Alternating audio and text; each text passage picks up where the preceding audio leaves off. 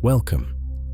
Tonight, our journey takes us to a moment unlike any other in our planet's history, a time almost unimaginable, a time when the land itself became a deadly trap, and the only refuge life knew was within the deep, dark, and increasingly poisoned oceans. This is the story of Earth's greatest mass extinction, the end of the Permian period, the era of the Great Dying. On this journey, we will explore how the terrestrial world turned into a veritable hellscape, how forests burned to ash, how the very air became unbreathable, and how the giant creatures that once ruled the continents vanished in silence. And we will try to understand why, amidst this utter chaos, the ocean, despite its own profound afflictions, became the last, fragile sanctuary for life on the brink. So, before you get comfortable, take a moment to like the video and subscribe, but only if you genuinely enjoy what I do here. And let me know in the comments where you're tuning in from and what time it is for you. It's always fascinating to see who is joining us from around the world. Now, dim the lights. Maybe turn on a fan for that soft background hum. And let's ease into tonight's journey together. When we think of mass extinctions, our minds often jump to the asteroid that claimed the dinosaurs, a sudden, dramatic end delivered from the sky. But our planet's history holds an extinction event far larger, far slower, and perhaps far more terrifying. A time when life itself seemed to be suffocated from within, choked by the very planet that sustained it.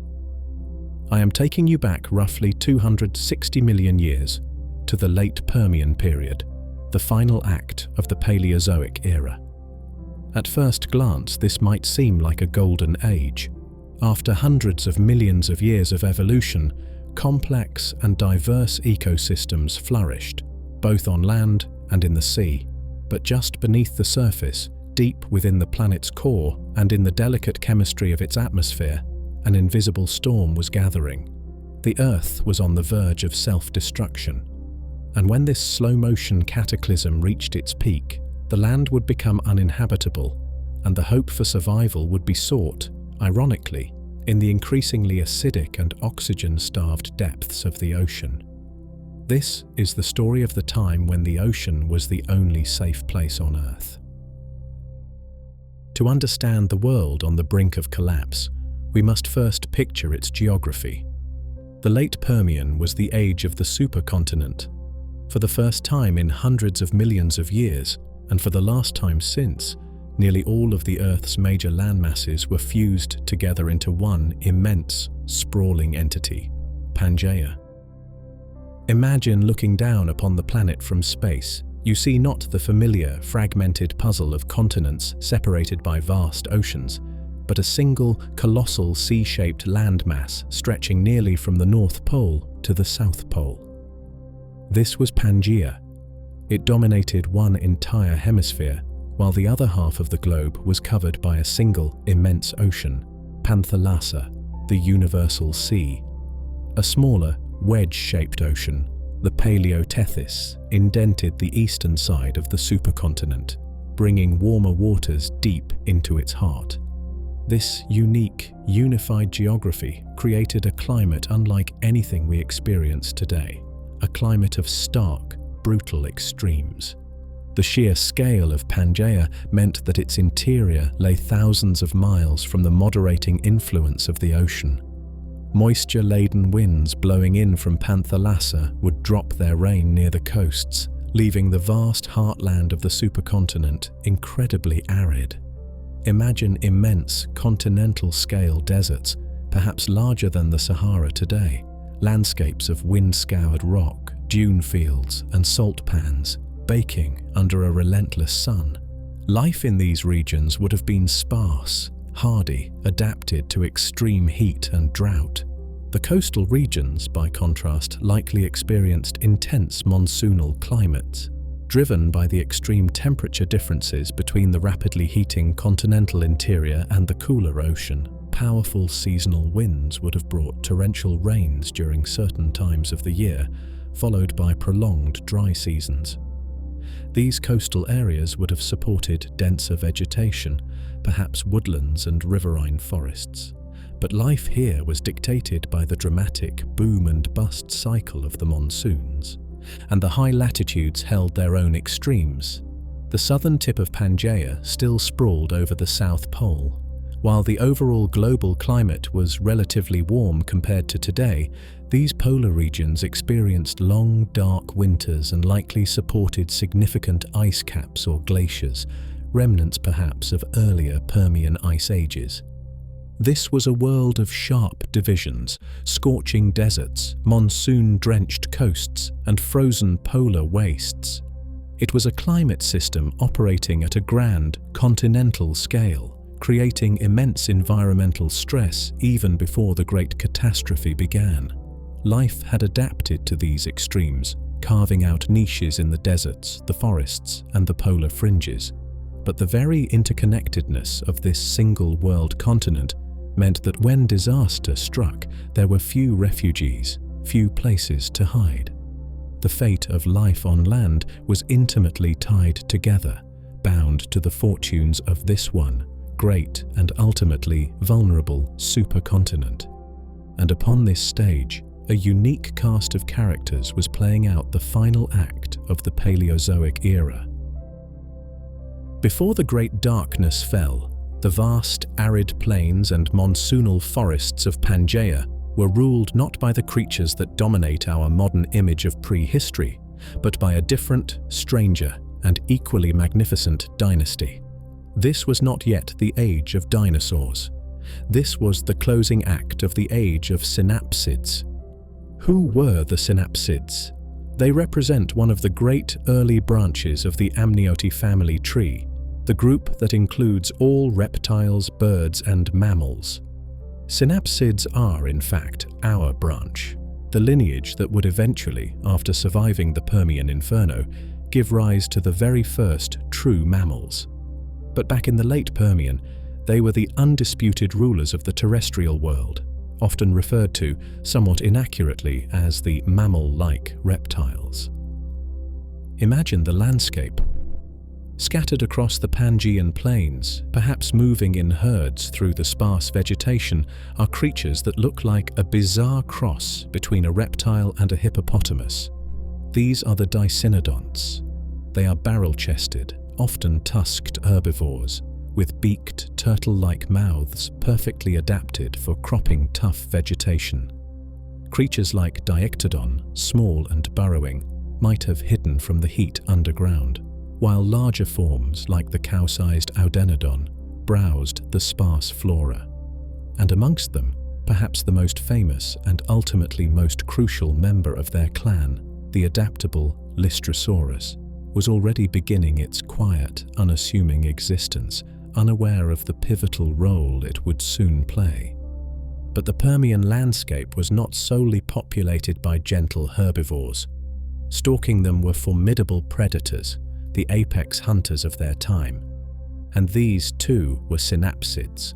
Chief among them were the Gorgonopsians. Imagine a creature built like a saber-toothed cat, but reptilian.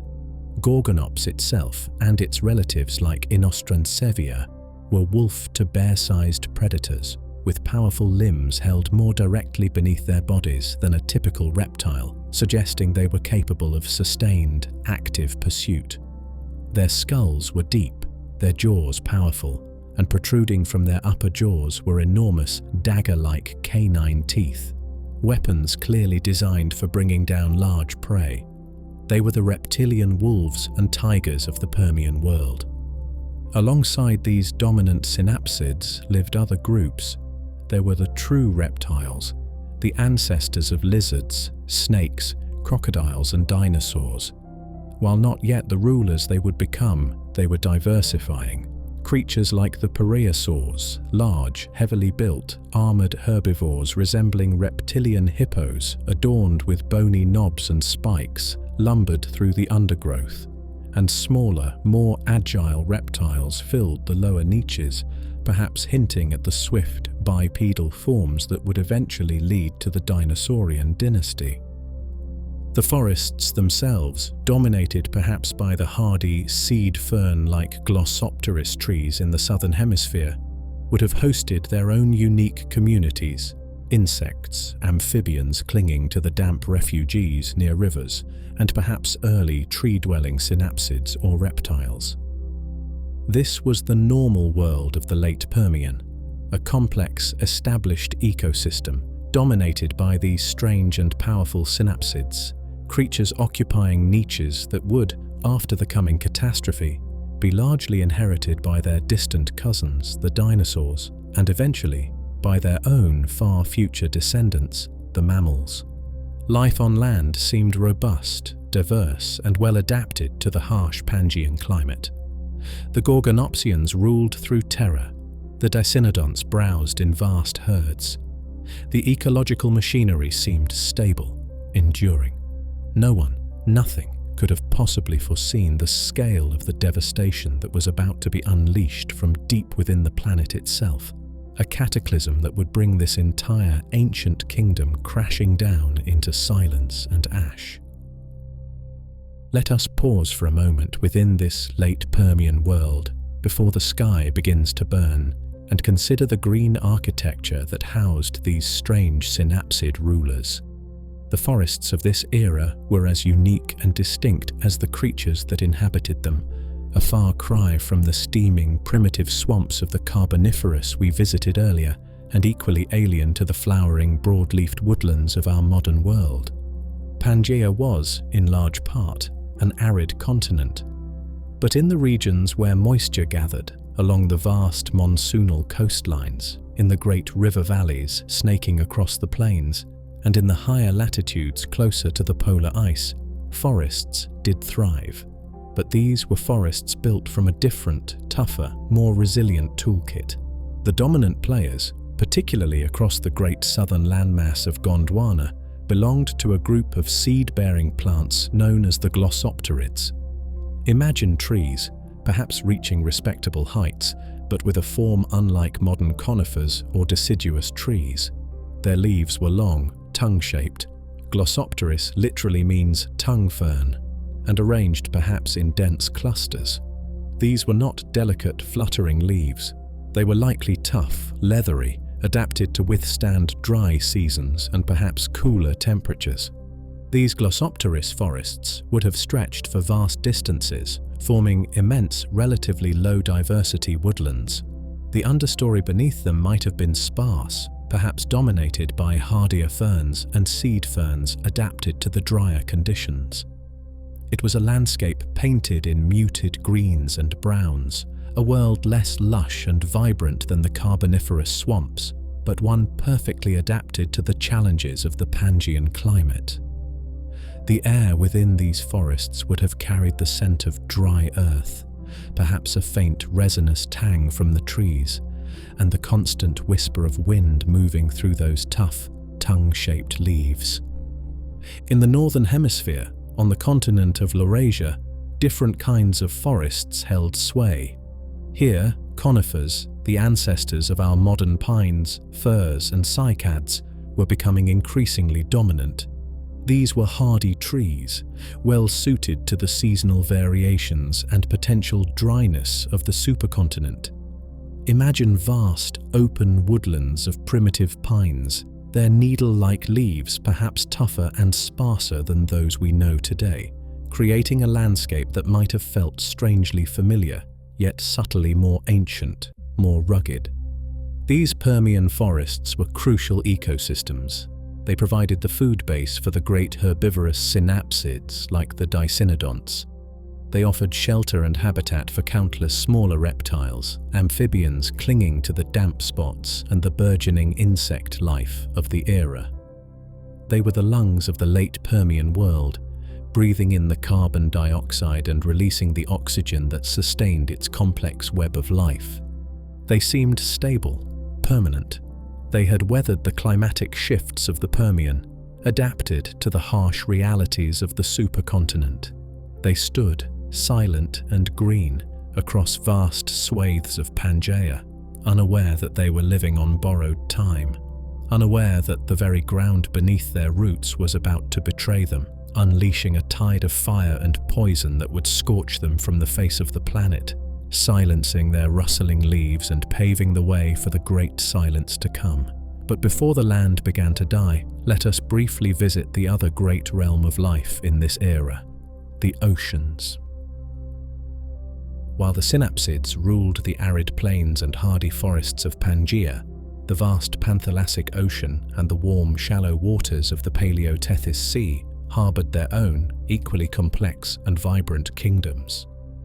The oceans of the late Permian represented, in many ways, the culmination, the final glorious flourish of the entire Paleozoic era of marine life. Imagine yourself descending into these warm, sunlit waters. After the deep freeze of earlier Permian ice ages, the climate has warmed considerably. Sea levels are relatively high, and life, particularly in the shallow tropical zones fringing the supercontinent, seems abundant and diverse. The most striking features are the reef systems. These are not yet the familiar stony coral reefs of our modern world, though early corals existed. Instead, the primary reef builders are different, more ancient groups. Vast, intricate structures are built by calcareous sponges, strange organisms called bryozoans, moss animals forming delicate, lacy colonies, and abundant algae. These reefs create complex, three-dimensional cities teeming with life, perhaps even more diverse than the sponge reefs of the Ordovician. Clinging to these reefs and carpeting vast areas of the seafloor are the brachiopods. These shelled creatures, with their distinctive two-part shells, one larger than the other, and filter-feeding lifestyle, are at the absolute peak of their long evolutionary history. They are overwhelmingly abundant, forming dense beds, their countless shells providing homes and hiding places for myriad smaller organisms. To a visitor from the future, they look superficially like clams, but they represent a completely different, and in this era, far more successful branch of life. Floating gracefully above the reefs are the crinoids, or sea lilies. These are not plants, but animals related to starfish, anchored to the seabed by a long stalk, their feathery arms spread wide like an underwater flower, filtering tiny plankton from the gentle currents. Forests of these delicate crinoids would have swayed rhythmically, adding another layer of intricate beauty to the scene. And the water column itself is full of swimmers. The ammonites, those coiled-shelled cephalopods that rose to prominence after the decline of the straight-horned orthocones, are incredibly diverse. Their shells come in a dizzying array of shapes and sizes, from tightly coiled spirals to more open, uncoiling forms.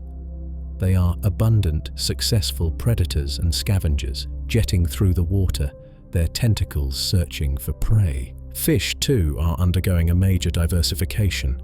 Sharks and their relatives are becoming more common, and the bony fish, the lineage that leads to almost all modern fish, are exploring new forms and niches. While perhaps not yet reaching the sheer dominance they would achieve later, the Permian seas were clearly home to a complex and evolving fish fauna. Even the reptiles are beginning to tentatively explore the marine realm. Creatures like Mesosaurus, a small, slender reptile with paddle-like feet and needle-sharp teeth, likely hunted small crustaceans and fish in coastal lagoons and freshwater environments. While not a true open-ocean predator, its presence hints at the great marine reptile dynasties that would rule the seas in the Mesozoic era to come.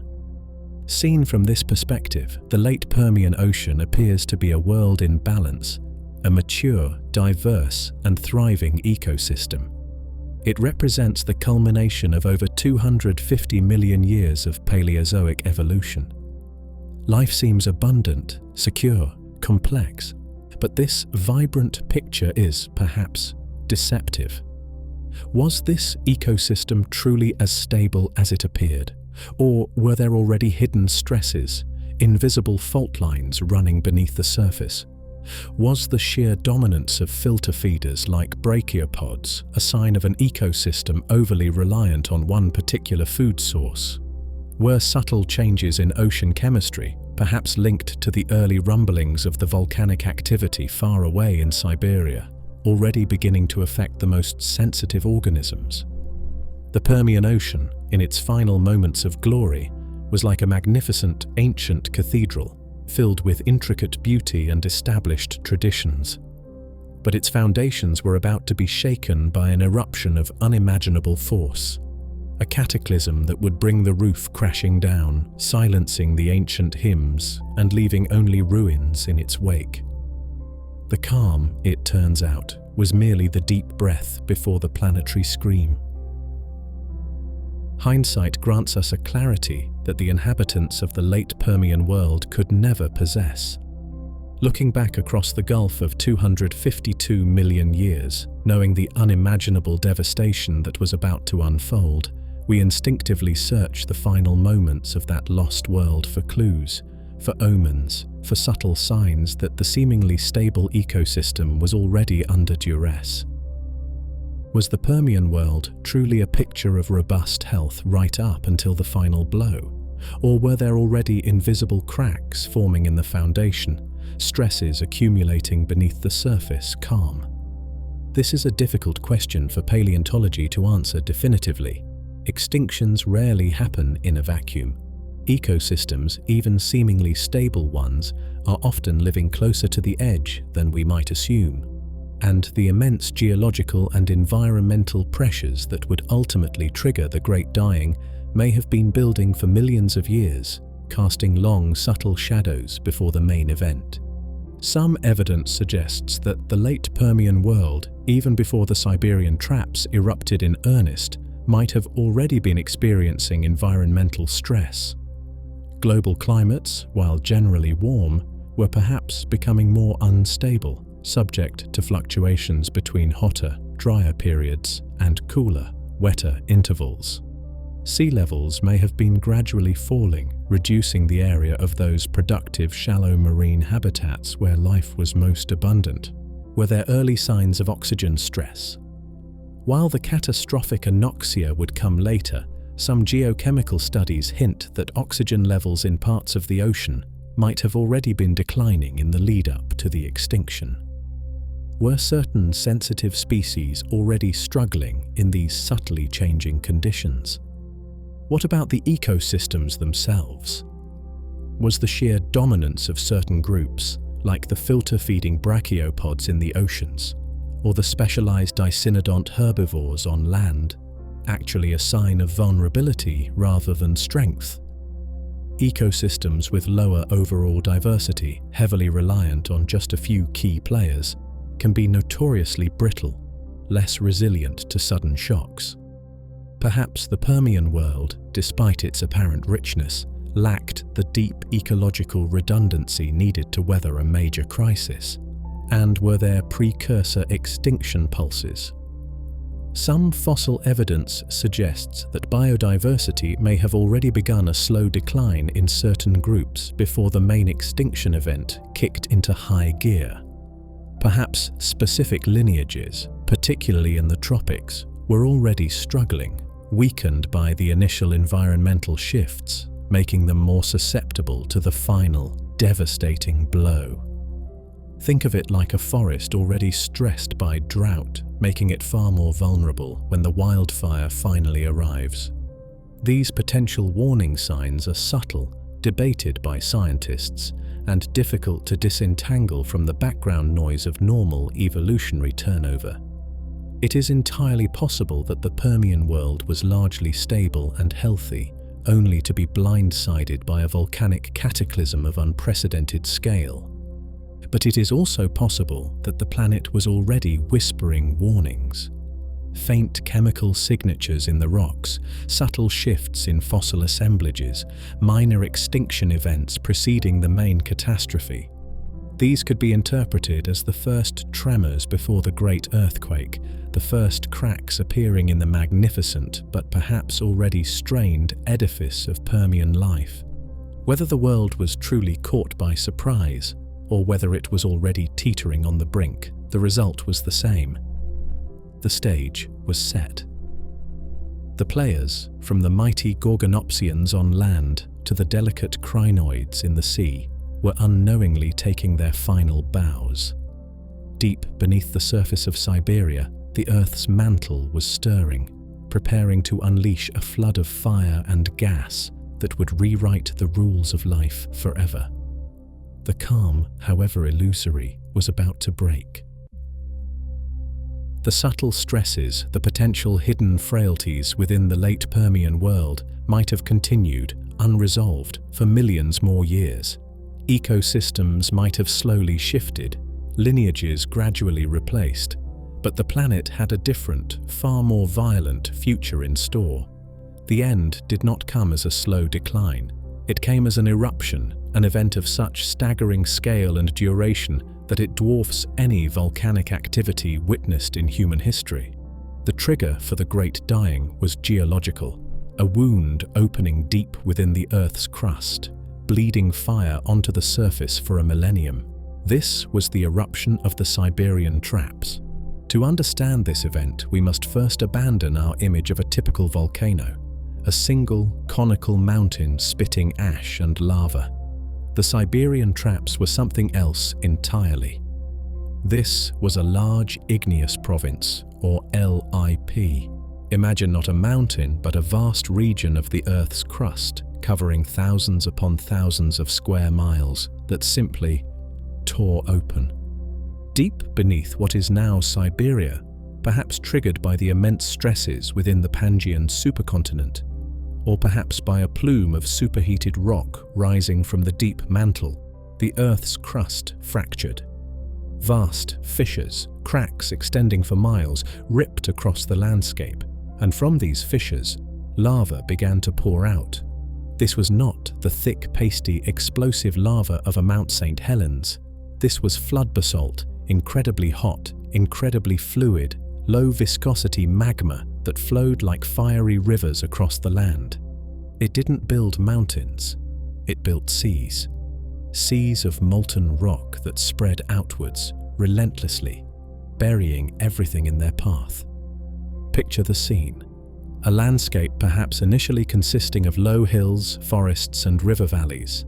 Suddenly the ground splits open. Fountains of incandescent lava erupt along lines stretching for miles, painting the sky orange and black. Rivers of fire, hundreds of feet deep, flow across the land, consuming forests, boiling rivers, filling valleys.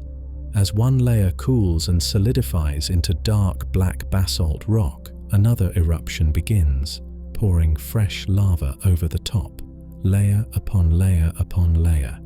And this did not happen over days, or weeks, or even years. The Siberian Traps erupted, perhaps intermittently but relentlessly, for an astonishing duration. Estimates range from several 100,000 years up to perhaps 1,000,000 years. It was a slow-motion, geological catastrophe of almost unimaginable endurance. The scale is difficult to comprehend. The resulting volcanic rock covers an area of modern Siberia larger than Western Europe. In some places, the layers of solidified basalt are over 2 miles thick. The total volume of lava erupted is estimated to be in the millions of cubic kilometers, enough molten rock to bury the entire continental United States several meters deep. It was, quite simply, one of the largest volcanic events in the last 500 million years of Earth's history. This immense, million-year-long flood of fire was, in itself, a regional apocalypse. Any life that existed in that vast region of Siberia was utterly incinerated, buried beneath an ocean of cooling rock. But the true global devastation, the weapon that would trigger the greatest mass extinction of all time, was not the lava itself. It was the invisible consequence of this immense planetary wound. It was the gases. The sheer, inconceivable volume of toxic, climate-altering gases released from this million-year eruption was about to poison the atmosphere, choke the oceans, and push the entire biosphere to the very brink of collapse. The fire on the land was just the prelude. The true cataclysm was about to unfold in the sky. Let us try for a moment to visualize the sheer physical scale of the Siberian Traps eruption, not just as a geological event, but as a landscape. This was not a localized disaster. It was the transformation of an entire subcontinent into a realm of fire. Forget the image of a single erupting cone. Instead, imagine a vast, flat plain stretching further than the eye can see, perhaps covered in the hardy conifer forests of Permian Siberia. And crisscrossing this plain are immense fissures, cracks in the earth running for tens, perhaps hundreds of miles. These are not narrow cracks, but gaping wounds, perhaps yards wide, glowing with an infernal orange light from the unimaginable heat below. And from these fissures, lava erupts, not in explosive blasts, but in vast, relentless fountains of fire. Curtains of incandescent molten rock, perhaps hundreds of feet high, roar into the sky along the length of these fissures, painting the underside of the perpetually dark, gas-choked clouds in flickering shades of red and orange. The sound is not the sharp crack of an explosion, but a deep, continuous, earth-shaking roar, the sound of a planet hemorrhaging. The lava that pours out is flood basalt. It is incredibly hot, perhaps over 1,200 degrees Celsius, and astonishingly fluid, flowing with the viscosity of hot motor oil. It does not build steep cones. It spreads. It flows outwards from the fissures like fiery rivers, pooling in low-lying areas, filling valleys, burying hills. Imagine a river of incandescent rock moving relentlessly across the landscape, its surface cooling into a brittle, black crust that groans and cracks, revealing the molten fury beneath. Anything in its path, forests, rivers, swamps, is instantly consumed, vaporized, leaving behind only ash and steam. And this process continues not for days, but for centuries, millennia, perhaps 1,000,000 years. One flow erupts, spreads for hundreds of miles, cools into a vast, flat sheet of black rock. Then silence for a time, maybe decades, maybe centuries. The land lies blackened, sterile, perhaps beginning to weather slightly under the harsh Permian sky. And then, another fissure opens, another curtain of fire erupts. Another sea of lava pours out, burying the previous flow, adding another layer to the immense growing stack. The sheer volume is almost beyond comprehension. We speak of millions of cubic kilometers of lava. Try to picture just 1 cubic kilometer, a cube of molten rock, roughly 2/3 of a mile on each side. Now imagine millions of those cubes pouring out relentlessly over 1,000,000 years. It is enough lava to cover the entire land surface of the Earth several feet deep. Concentrated in Siberia, it built a plateau of volcanic rock thousands of feet thick, covering an area equivalent to modern-day India or Western Europe. This sea of lava fundamentally reshaped the physical landscape. It altered river courses. It filled basins. It created a vast, elevated volcanic plateau. The heat released by this unimaginable volume of molten rock would have had a profound, direct impact on the regional and perhaps even the global climate, adding another layer of thermal stress to a world already beginning to warm. The local devastation was absolute. Siberia, during this 1,000,000-year inferno, was transformed into a true hellscape, a land utterly inimical to life. But the lava, for all its terrifying grandeur, was merely the visible symptom. The true planet-killing weapon was invisible. It was rising from those same fissures, pouring into the sky alongside the fire. It was the gases, and they were about to poison the world. The 1,000,000-year flood of incandescent lava across Siberia was a spectacle of geological violence, a regional apocalypse. But the lava itself, for all its destructive power, was not the agent that would trigger the greatest mass extinction in Earth's history. The true weapon, the invisible killer released from those same gaping fissures, was the immense volume of gases that poured into the sky alongside the fire. It was a planetary-scale act of chemical warfare waged by the Earth against itself. Magma, deep within the Earth, is not just molten rock. It is a complex soup supercharged with dissolved gases held under immense pressure.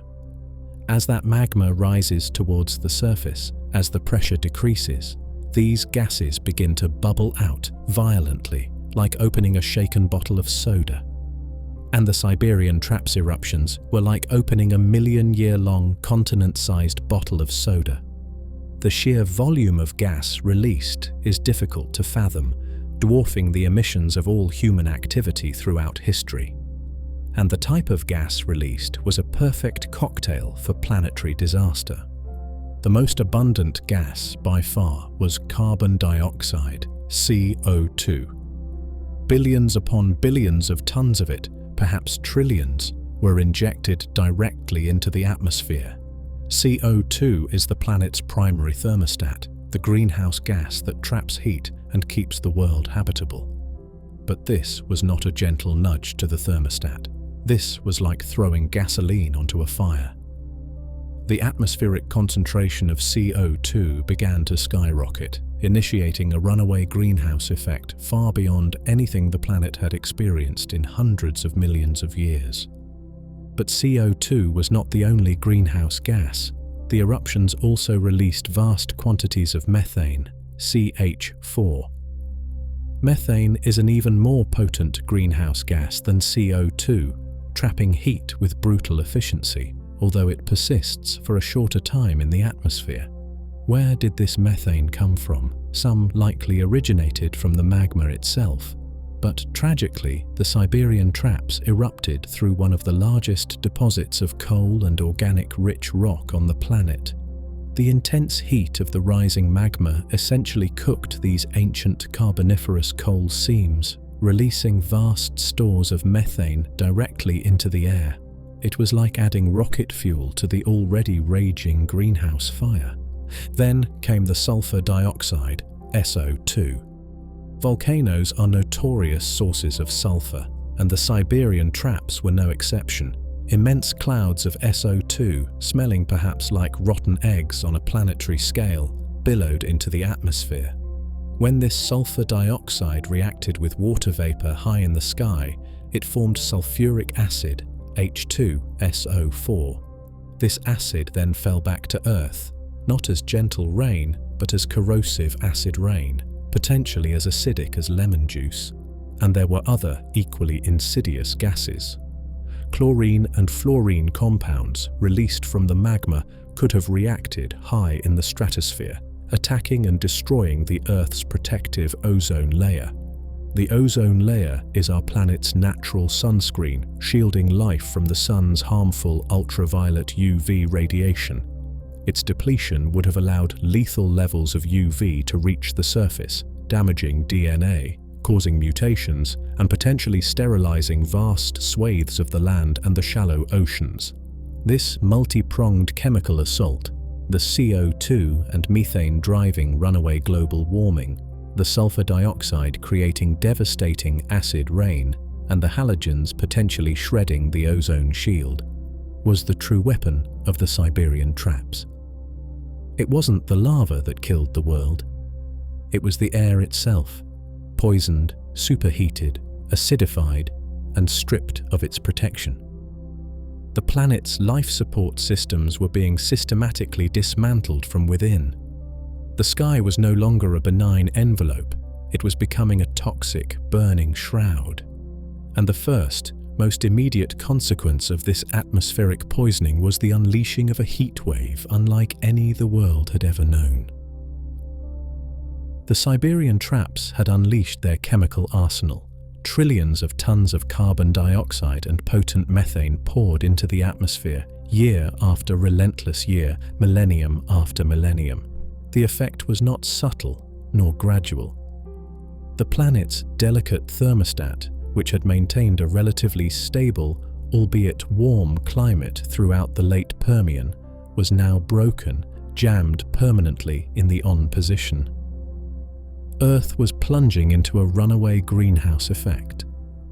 Imagine the atmosphere as a blanket.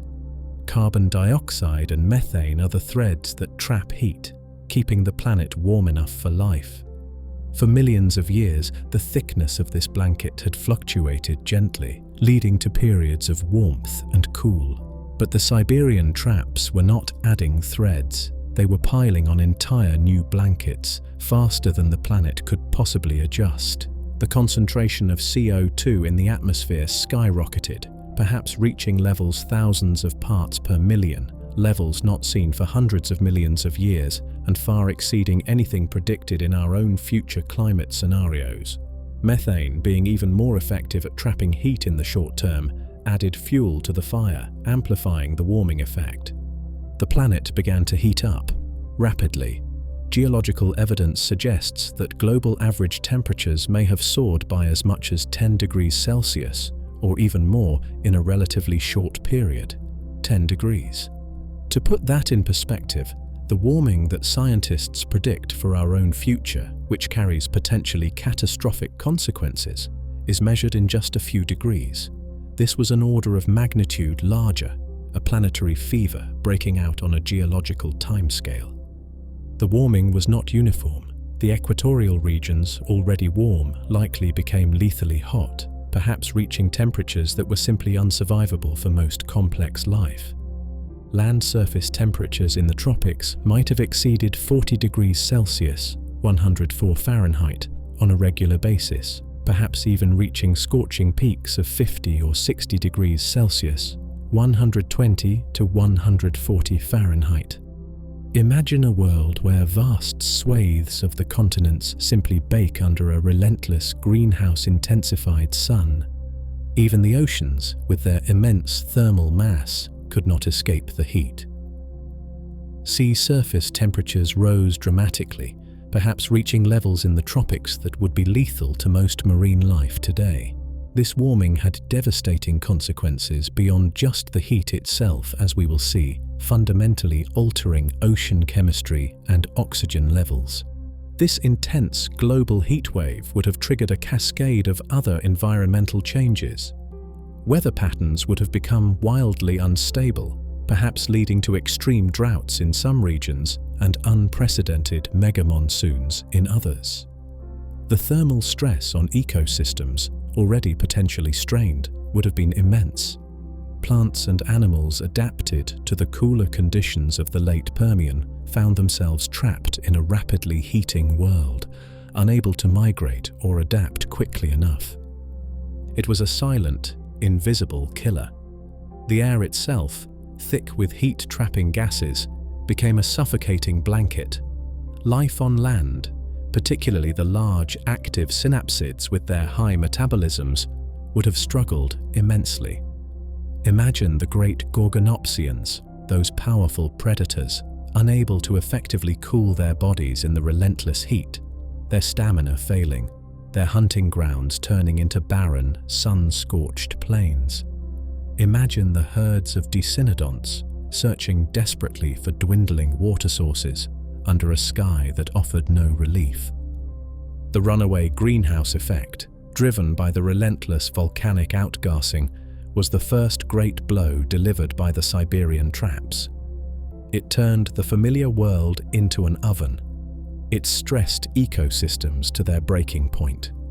And it set the stage for the next phase of the catastrophe, a chemical assault that would fall from the sky, burning the living and poisoning the land and water alike. The acid rains were coming. The relentless heat of the runaway greenhouse was baking the planet, stressing ecosystems, and making vast regions of Pangaea nearly uninhabitable. But the Siberian traps were unleashing another, more immediate and more corrosive weapon into the sky. Alongside the carbon dioxide and methane came immense choking clouds of sulfur dioxide, SO2. And this gas was about to turn the very rain, the life-giving water falling from the sky, into a burning acid. Sulfur dioxide is a common byproduct of volcanic eruptions. In moderate amounts, it can have a temporary cooling effect on the climate by forming sulfate aerosols high in the atmosphere that reflect sunlight back into space. But the sheer, unrelenting volume of SO2 pouring out of the Siberian fissures for hundreds of thousands of years overwhelmed any potential cooling effect. Instead, it triggered a global chemical catastrophe. High in the atmosphere, this sulfur dioxide reacted readily with water vapor and oxygen, undergoing a chemical transformation. It became sulfuric acid, H2SO4, tiny droplets of one of the most corrosive acids known, suspended in the clouds. Now imagine the rain that fell upon the late Permian world. It was no longer the gentle, life-sustaining shower that nourished the Glossopteris forests. It was acid rain, and not the mildly acidic rain that causes environmental concern today. The concentration of sulfuric acid in the Permian atmosphere may have been so high that the rain falling across the globe was potentially as acidic as lemon juice or even vinegar. Picture this corrosive rain falling relentlessly, season after season, year after year, across the entire supercontinent of Pangaea. The effects on the terrestrial ecosystem would have been swift and utterly devastating. The forests, already stressed by the rising heat and potentially changing rainfall patterns, were now being chemically burned from above. The acid rain would have stripped the protective waxes from leaves, leaving them vulnerable to disease and desiccation. It would have damaged the delicate photosynthetic machinery within the plant cells, hindering their ability to grow. Over time, vast swathes of the Permian forests, from the hardy conifers of the north to the Glossopteris woodlands of the south, would have simply withered, sickened, and died, their leaves burned brown, their branches bare.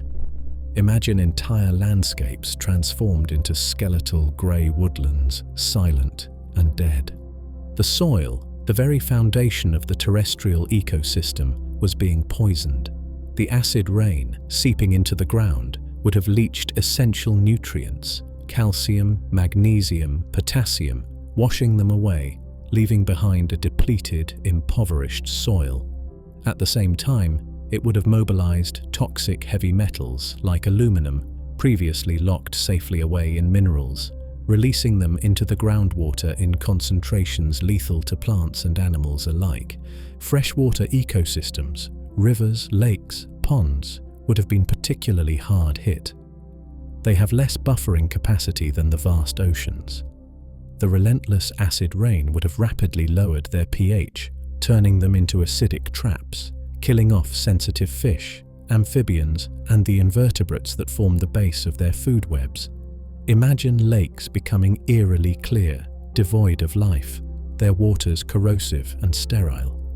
Even creatures with protective coverings were not safe. The shells of land snails would have begun to dissolve. The tough exoskeletons of insects might have offered some resistance, but the acid rain would have contaminated their food sources and poisoned the water they needed to drink. This relentless chemical assault from the sky was stripping away the very fabric of the terrestrial world. It was destroying the primary producers, the plants, poisoning the soil and water, and creating an environment where survival, even for the hardiest creatures, became increasingly difficult. The forests were dying, the land was becoming toxic, and the runaway greenhouse heat continued to build. And the acid rain was not just a terrestrial problem. As it washed off the poisoned land, carrying its load of leached metals and acidity, it flowed inevitably towards the last great refuge. The oceans themselves were about to feel the sting of this atmospheric poison. The sky had burned the land, and now it was beginning to poison the sea. The assault on the late Permian world was relentless, attacking from multiple angles. The runaway greenhouse effect baked the planet. The corrosive acid rain burned the forests and poisoned the soil. But the Siberian traps may have unleashed yet another, more insidious and largely invisible weapon, one that attacked not the ground nor the climate, but the very shield that protected life from the harshness of space itself. The immense volcanic plumes may have begun to shred the Earth's ozone layer. High in the stratosphere, miles above the surface, exists a thin, delicate veil of ozone gas, O3. It is an almost negligible component of the atmosphere overall, yet its role is utterly crucial for life as we know it. This ozone layer acts as the planet's natural sunscreen. It absorbs the vast majority of the harmful high-energy ultraviolet UV radiation that streams constantly from the sun. Without this protective shield, the full, unfiltered intensity of that radiation would reach the surface, with devastating consequences. UV radiation is energetic enough to damage and break the delicate molecules of life. It can shred DNA, causing mutations, cancers, and cellular death. It can inhibit photosynthesis in plants and plankton. It can essentially sterilize the surface of the planet.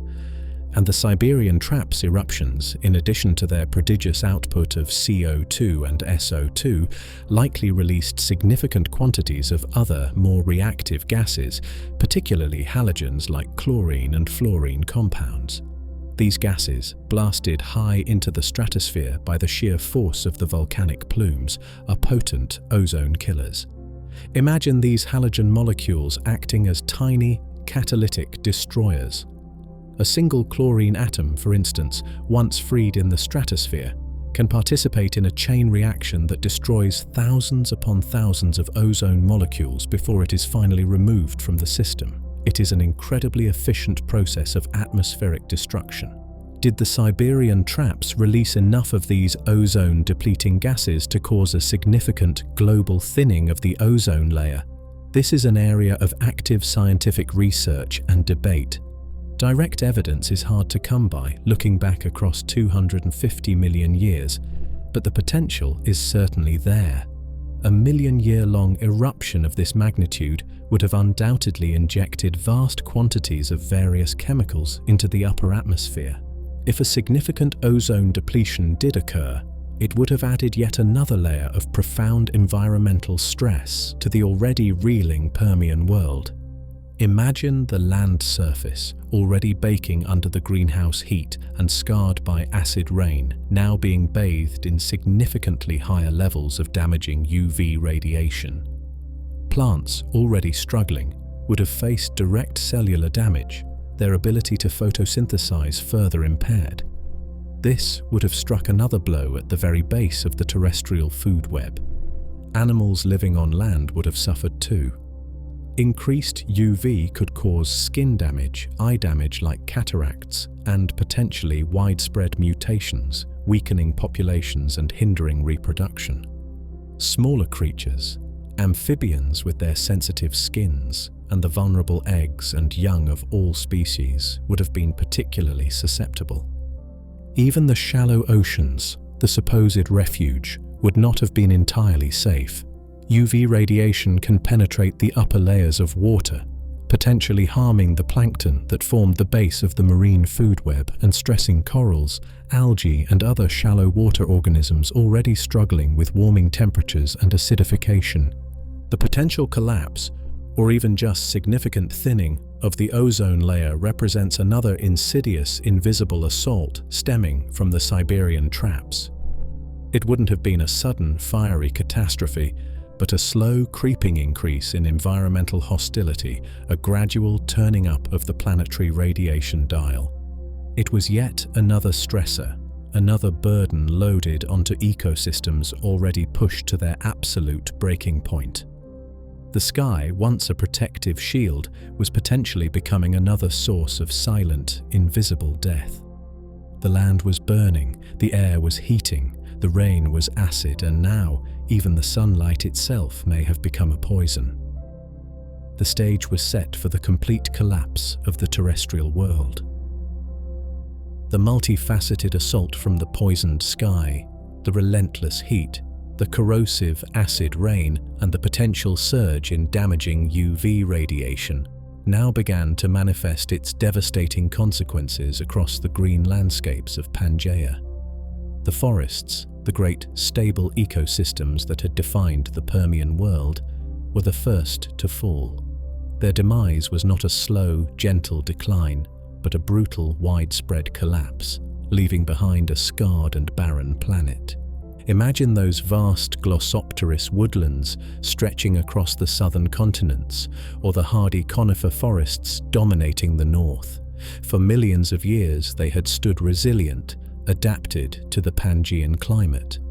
But they were adapted to a predictable world, a world operating within certain environmental boundaries. The changes unleashed by the Siberian traps shattered those boundaries. The acid rain was perhaps the most direct and visibly destructive force. Picture the constant drizzle, day after day, week after week, no longer nourishing, but burning. Leaves would have developed lesions, brown spots spreading across their surfaces as the acid damaged their protective cuticle and destroyed the delicate photosynthetic cells within. New growth would have been stunted, buds burned before they could even open. The trees were being chemically scorched, slowly, relentlessly, from the top down. The soil, poisoned by the same acid rain, became a hostile environment for their roots. Essential nutrients were washed away, while toxic metals accumulated. Even if a tree survived the direct burning from above, its roots were struggling in a dying earth, unable to draw the sustenance needed to survive, let alone thrive. The heat added another layer of unbearable stress. Plants rely on opening tiny pores on their leaves, called stomata, to take in the carbon dioxide needed for photosynthesis. But opening these pores also releases water vapor. In the scorching heat of the runaway greenhouse, opening their stomata meant potentially fatal water loss. Plants were caught in a deadly catch-22. Breathe and die of thirst, or close off and die of starvation. Many simply could not cope. And if the ozone layer was indeed faltering, the increased UV radiation would have been the final blow, directly damaging the plant's DNA, causing mutations and further inhibiting their ability to capture energy from the sun. The result was a global deforestation event on a scale the planet had likely never witnessed before. The forests began to die back, not just in isolated patches, but across vast continental swathes. Wildfires, perhaps ignited by lightning strikes hitting the dead and dying wood, though the precise oxygen levels during the peak crisis are debated, affecting flammability, might have raged across the landscapes, consuming the remaining biomass in great, choking pyres. Imagine the transformation. Lush, green woodlands turning into skeletal forests of dead, grey trunks. Undergrowth withering away, exposing the bare, poisoned soil beneath. The air, once filled with the scent of resin and damp earth, now thick with the acrid smell of decay, acid, and perhaps smoke. The planet's green lungs were failing, collapsing into silence and ash. This wasn't just the loss of trees, it was the unraveling of an entire ecosystem. The countless insects, amphibians, and reptiles that depended on the forests for food and shelter lost their homes. The complex web of life, built patiently over millions of years, was being torn apart at its very foundation. The death of the forests was a visible, visceral sign that the terrestrial world was collapsing. The primary producers were gone, the habitats were destroyed, the land was becoming a barren, toxic wasteland. And for the animals that had relied upon this green kingdom, the consequences would be equally swift and equally final. The great silence was beginning to fall not just on the trees, but on the creatures that had walked beneath them. The great Permian forests were dying, their skeletal remains standing silent under a poisoned sky. But the devastation did not stop at the trees themselves. The very ground beneath them, the rich, dark soil that had been slowly, patiently built over millions of years, was now exposed, vulnerable, and beginning to die as well. The collapse of the terrestrial world was not just a biological event, it was a geological one, an unraveling that reached down into the very skin of the planet. Soil is not just dirt. It is a living system, a complex, delicate matrix of mineral particles, decaying organic matter, humus, water, air, and a vast, invisible community of microbes, fungi, and tiny invertebrates. It is the crucial interface between the dead geology of the planet and the vibrant biosphere above. And the key to its health, its structure, and its fertility is life itself, particularly the anchoring presence of plants. With the Permian forests gone, burned by acid rain, stressed by heat, perhaps consumed by wildfires, the soil lost its protective shield. The dense canopy that once intercepted the force of the rain was gone. The intricate network of roots that once bound the soil together, holding it in place against wind and water, was decaying. The constant supply of fresh organic matter, falling leaves, decaying wood, which replenished the soil's humus and fed its microbial communities, ceased. The consequences were immediate and catastrophic. Imagine the acid rain, no longer buffered by layers of leaves, falling directly onto the exposed ground. It accelerated the leaching process, washing away the few remaining essential nutrients, the calcium, the potassium, the magnesium that the plants had depended upon. At the same time, it continued to mobilize toxic metals, further poisoning the land. The soil became chemically hostile, incapable of supporting new growth. Then came the physical destruction, erosion. Without the anchoring roots, the soil became unstable, loose. The torrential downpours of the Pangean monsoons, perhaps intensified by the chaotic climate, now struck the bare ground with full force, sheet-washing away the precious topsoil, carving deep gullies and ravines into the landscape. Rivers that once ran relatively clear became choked with sediment, thick brown torrents carrying the dead skin of the continents out to sea. Wind, sweeping across the increasingly barren plains, picked up the dry, loose soil particles, creating immense dust storms that might have dwarfed anything seen in human history. These storms would have further scoured the land, stripping away any remaining pockets of fertility and potentially carrying toxic dust across vast distances, spreading the devastation. The very structure of the soil collapsed.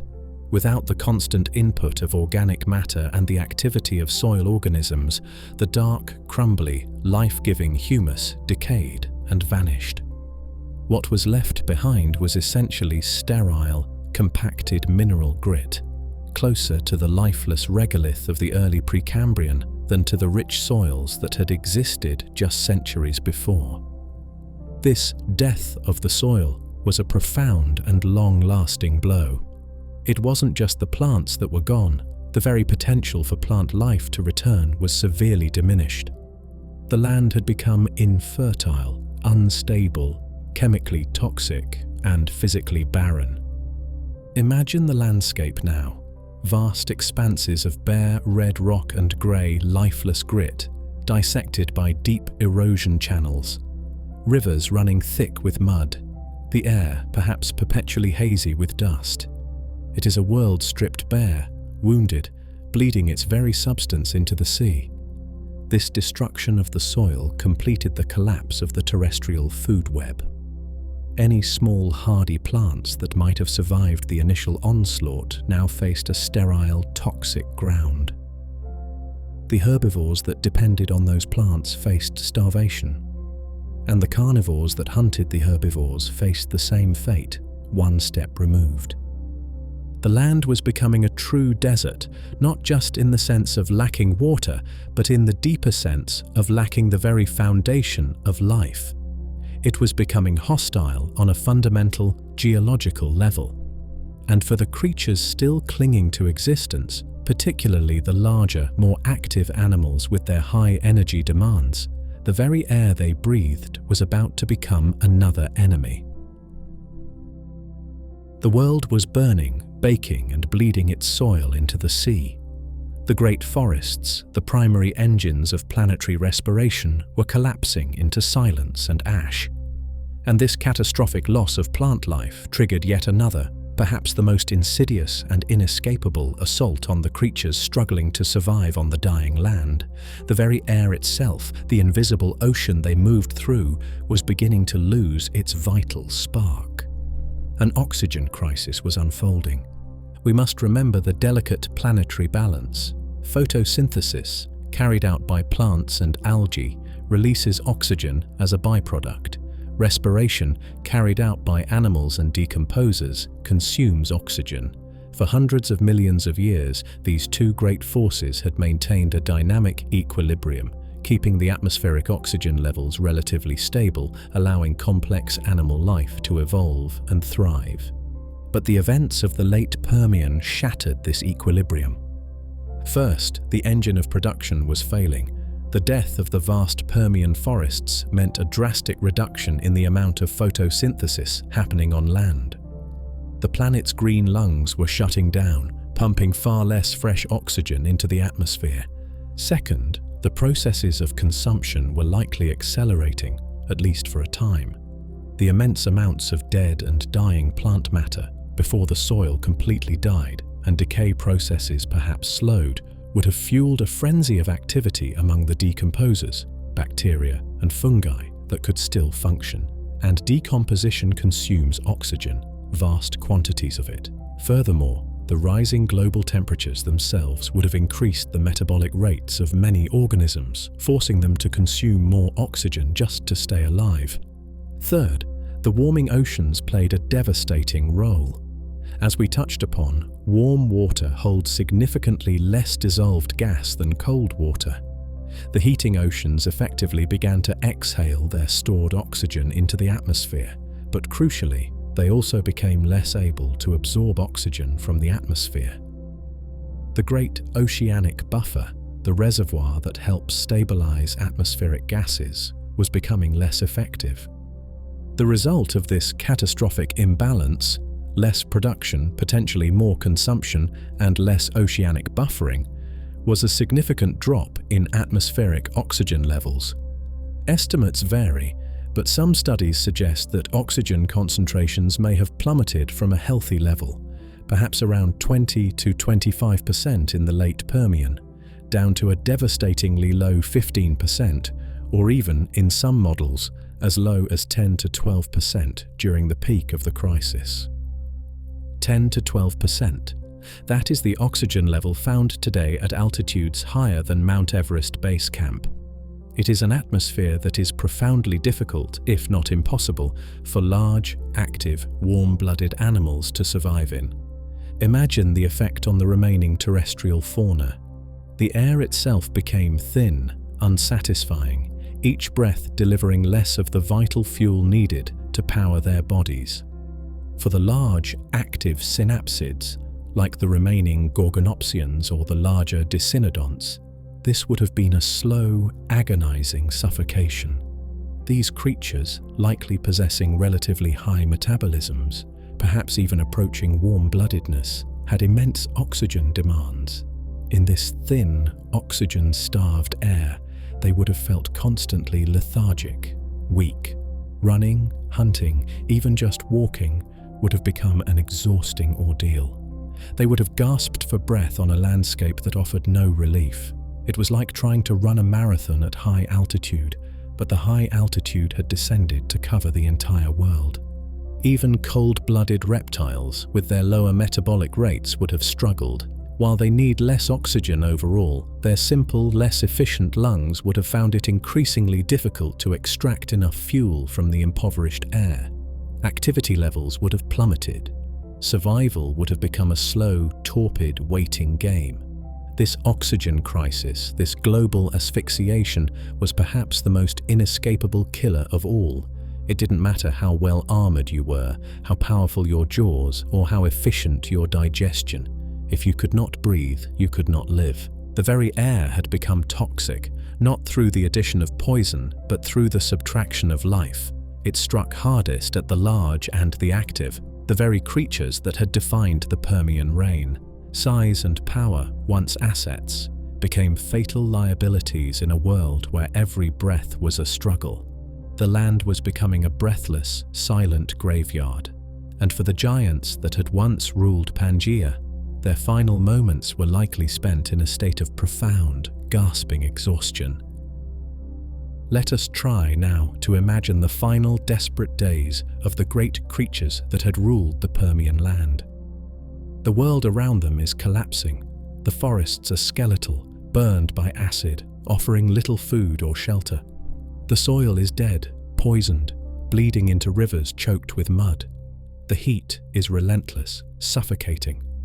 And the very air is thin, each breath a struggle, offering less and less of the vital oxygen needed to sustain their large, powerful bodies.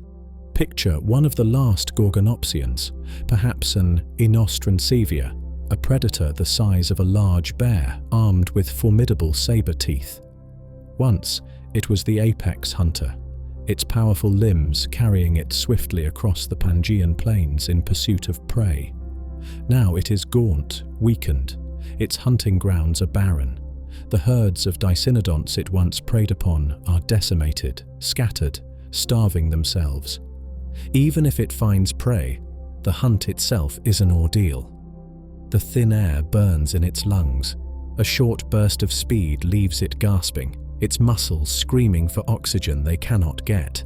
Its warm-blooded, high-performance engine, once its greatest asset, is now its greatest liability, demanding fuel that the atmosphere can no longer provide.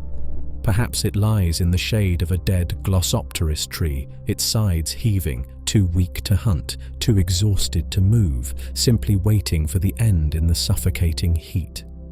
Its reign of terror has ended not with a bang, but with a slow, breathless whimper. Or imagine one of the large, herbivorous dicynodonts, those barrel-chested creatures with beaked faces and perhaps tusks. Once they moved in vast herds, a force of nature shaping the landscape through their sheer numbers. Now the survivors are isolated, wandering figures in a desolate world. The tough, tongue-shaped leaves they were adapted to eat are gone, replaced by toxic, dying vegetation, or simply nothing at all. They search desperately for water, but the rivers are choked with acidic mud and the ponds are stagnant, perhaps coated in poisonous algal blooms fueled by the unbalanced nutrients washing off the land. Even if they find edible roots or tubers, digging them from the hard, baked earth requires energy they no longer possess. We can picture one collapsing by the side of a dried-up waterhole, its body succumbing to starvation, dehydration, and the slow creeping asphyxiation of the thin air. Even the heavily armored pariasaurs, those reptilian tanks covered in bony scutes, are not safe. Their armor offers no protection against the poisoned air, the toxic plants, the relentless heat. Perhaps their slower, cold-blooded metabolism grants them a slightly longer reprieve than the active synapsids, but their fate is the same. They too vanish from the fossil record, their formidable defenses useless against a world that is collapsing from within. These are the final moments, played out millions of times across the dying supercontinent. It is not a dramatic scene of fighting and fleeing. It is a slow, quiet, grinding attrition. It is the steady, inexorable toll taken by a poisoned environment, by starvation, by heat stroke, by suffocation. The giants fall, not to predators, but to the planet itself. Their colossal bodies, once symbols of evolutionary success, become mere carcasses decomposing slowly under a hostile sky, their bones waiting to be buried by the dust and mud of a world returning to silence. The land is emptying. The reign of the great Paleozoic megafauna is over. But amidst this devastation, one unlikely creature, a synapsid considered unremarkable in the old world, is not just surviving, but seemingly thriving in the chaos. Its story is one of the strangest paradoxes of the great dying.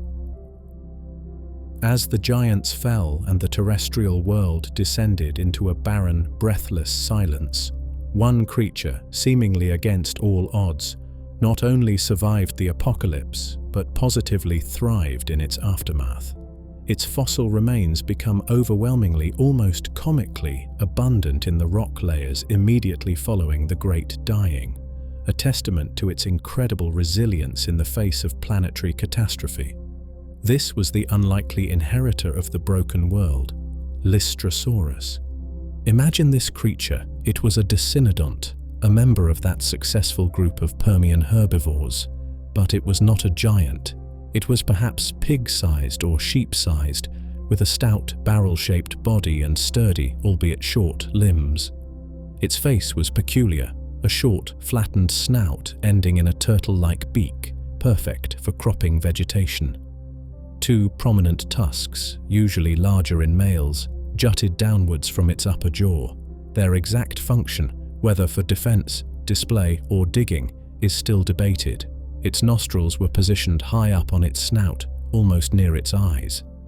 In the diverse, competitive world before the extinction, Lystrosaurus was just one player among many, a relatively unremarkable, medium-sized herbivore. But it possessed a unique combination of traits, a biological toolkit that, purely by chance, turned out to be the perfect survival kit for the end of the world. What was its secret? Why did Lystrosaurus endure while the mighty Gorgonopsians and towering Pariasaurs vanished? Scientists believe several factors contributed to its astonishing success. First, its diet.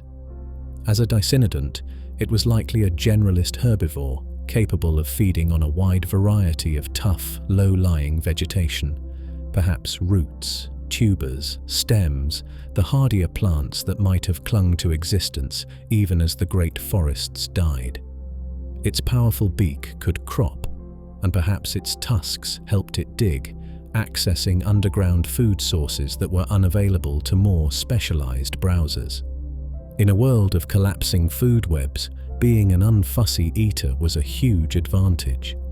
Second, its potential lifestyle. Fossil evidence suggests Lystrosaurus may have been a burrower. Its stout limbs and compact body would have been well suited for digging.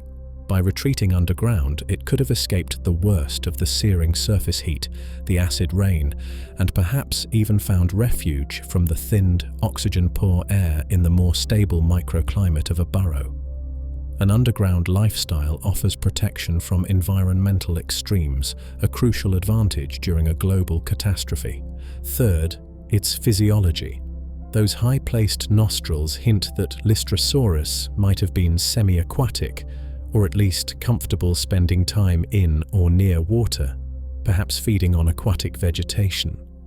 This could have offered another refuge from the harsh terrestrial conditions.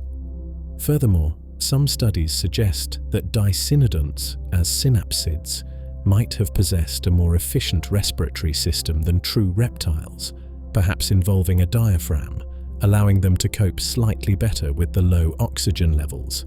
They might not have been gasping quite as desperately as their reptilian contemporaries. Their potentially slower, cold-blooded-like metabolism, compared to the more active Gorgonopsians, might also have been an advantage, requiring less food and oxygen to simply survive. Finally, its geographic distribution. Even before the extinction, Lystrosaurus seems to have been incredibly widespread, found across the vast expanse of Pangaea, from Antarctica to Russia to India. This huge range meant that at least some populations were likely to survive the localized impacts of the catastrophe, providing a reservoir from which the species could later repopulate the empty world. Whatever the precise combination of reasons, Lystrosaurus didn't just survive, it dominated. In the earliest Triassic rock layers, immediately following the extinction boundary, its fossils account for as much as 95% of all terrestrial vertebrate fossils found. It was, for a brief, strange period, almost the only large animal left on land. Imagine those early Triassic landscapes, barren, recovering, perhaps dotted with hardy, disaster-adapted ferns, and wandering across this empty stage, in vast, unchallenged numbers, are herds of Lystrosaurus. It is a world remade in the image of this single, unlikely survivor. It is a stark, almost eerie testament to the unpredictable nature of extinction, where the meek, the generalist, and perhaps the lucky can inherit the earth when the mighty fall.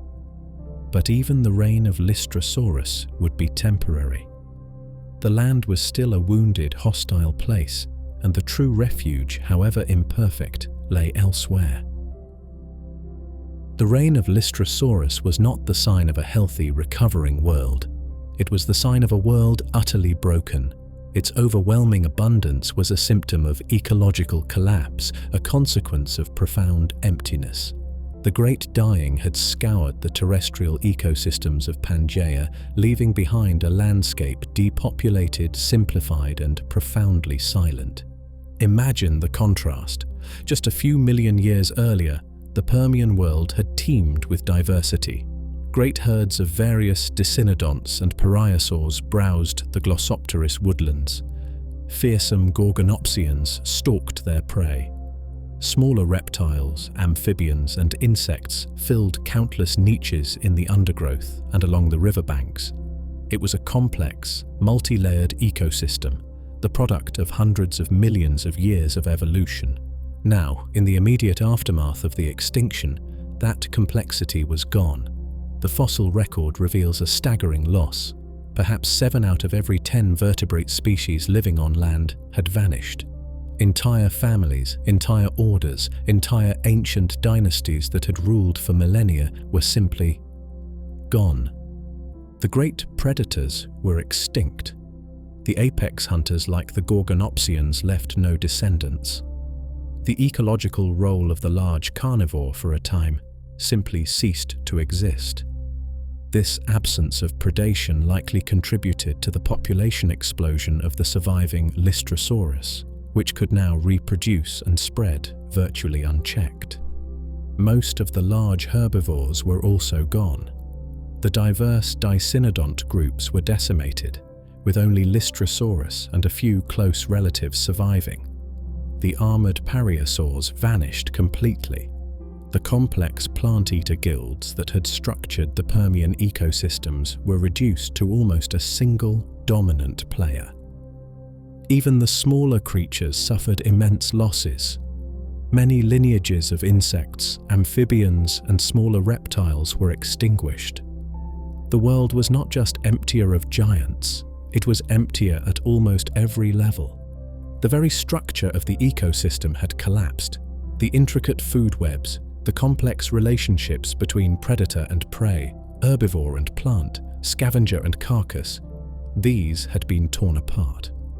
What remained was a simplified, almost skeletal ecosystem, dominated by a few hardy generalist survivors.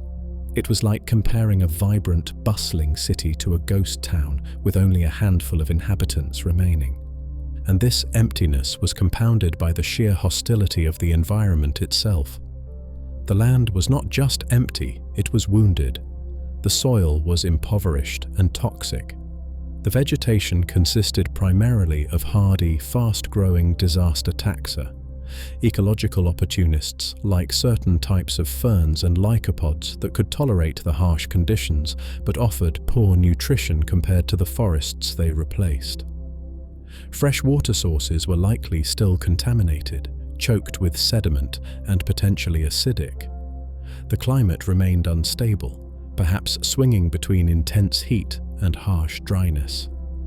Survival on land, even for the survivors, was likely a constant struggle. Life existed in a state of low energy, low diversity, and profound stress. The silence that had fallen was not the peaceful quiet of a healthy ecosystem at rest. It was the silence of absence, the silence of death. It is in this context, a land scoured, poisoned, emptied, and struggling under a hostile sky, that the idea of the ocean as a refuge begins to make sense. The oceans, too, were suffering terribly, as we are about to see. But the sheer speed and completeness of the collapse on land was perhaps unmatched. For a creature capable of making the transition, the lure of the water, however imperfect, might have seemed like the only viable option left. The land was dying, emptying, falling silent. life's last desperate hope lay beneath the waves. The land was dying, scorched by acid rain, baked by relentless heat, stripped of its soil and starved of oxygen. The terrestrial ecosystems of Pangaea were collapsing into a silent, barren wasteland. But the catastrophe unleashed by the Siberian traps was not confined to the continents.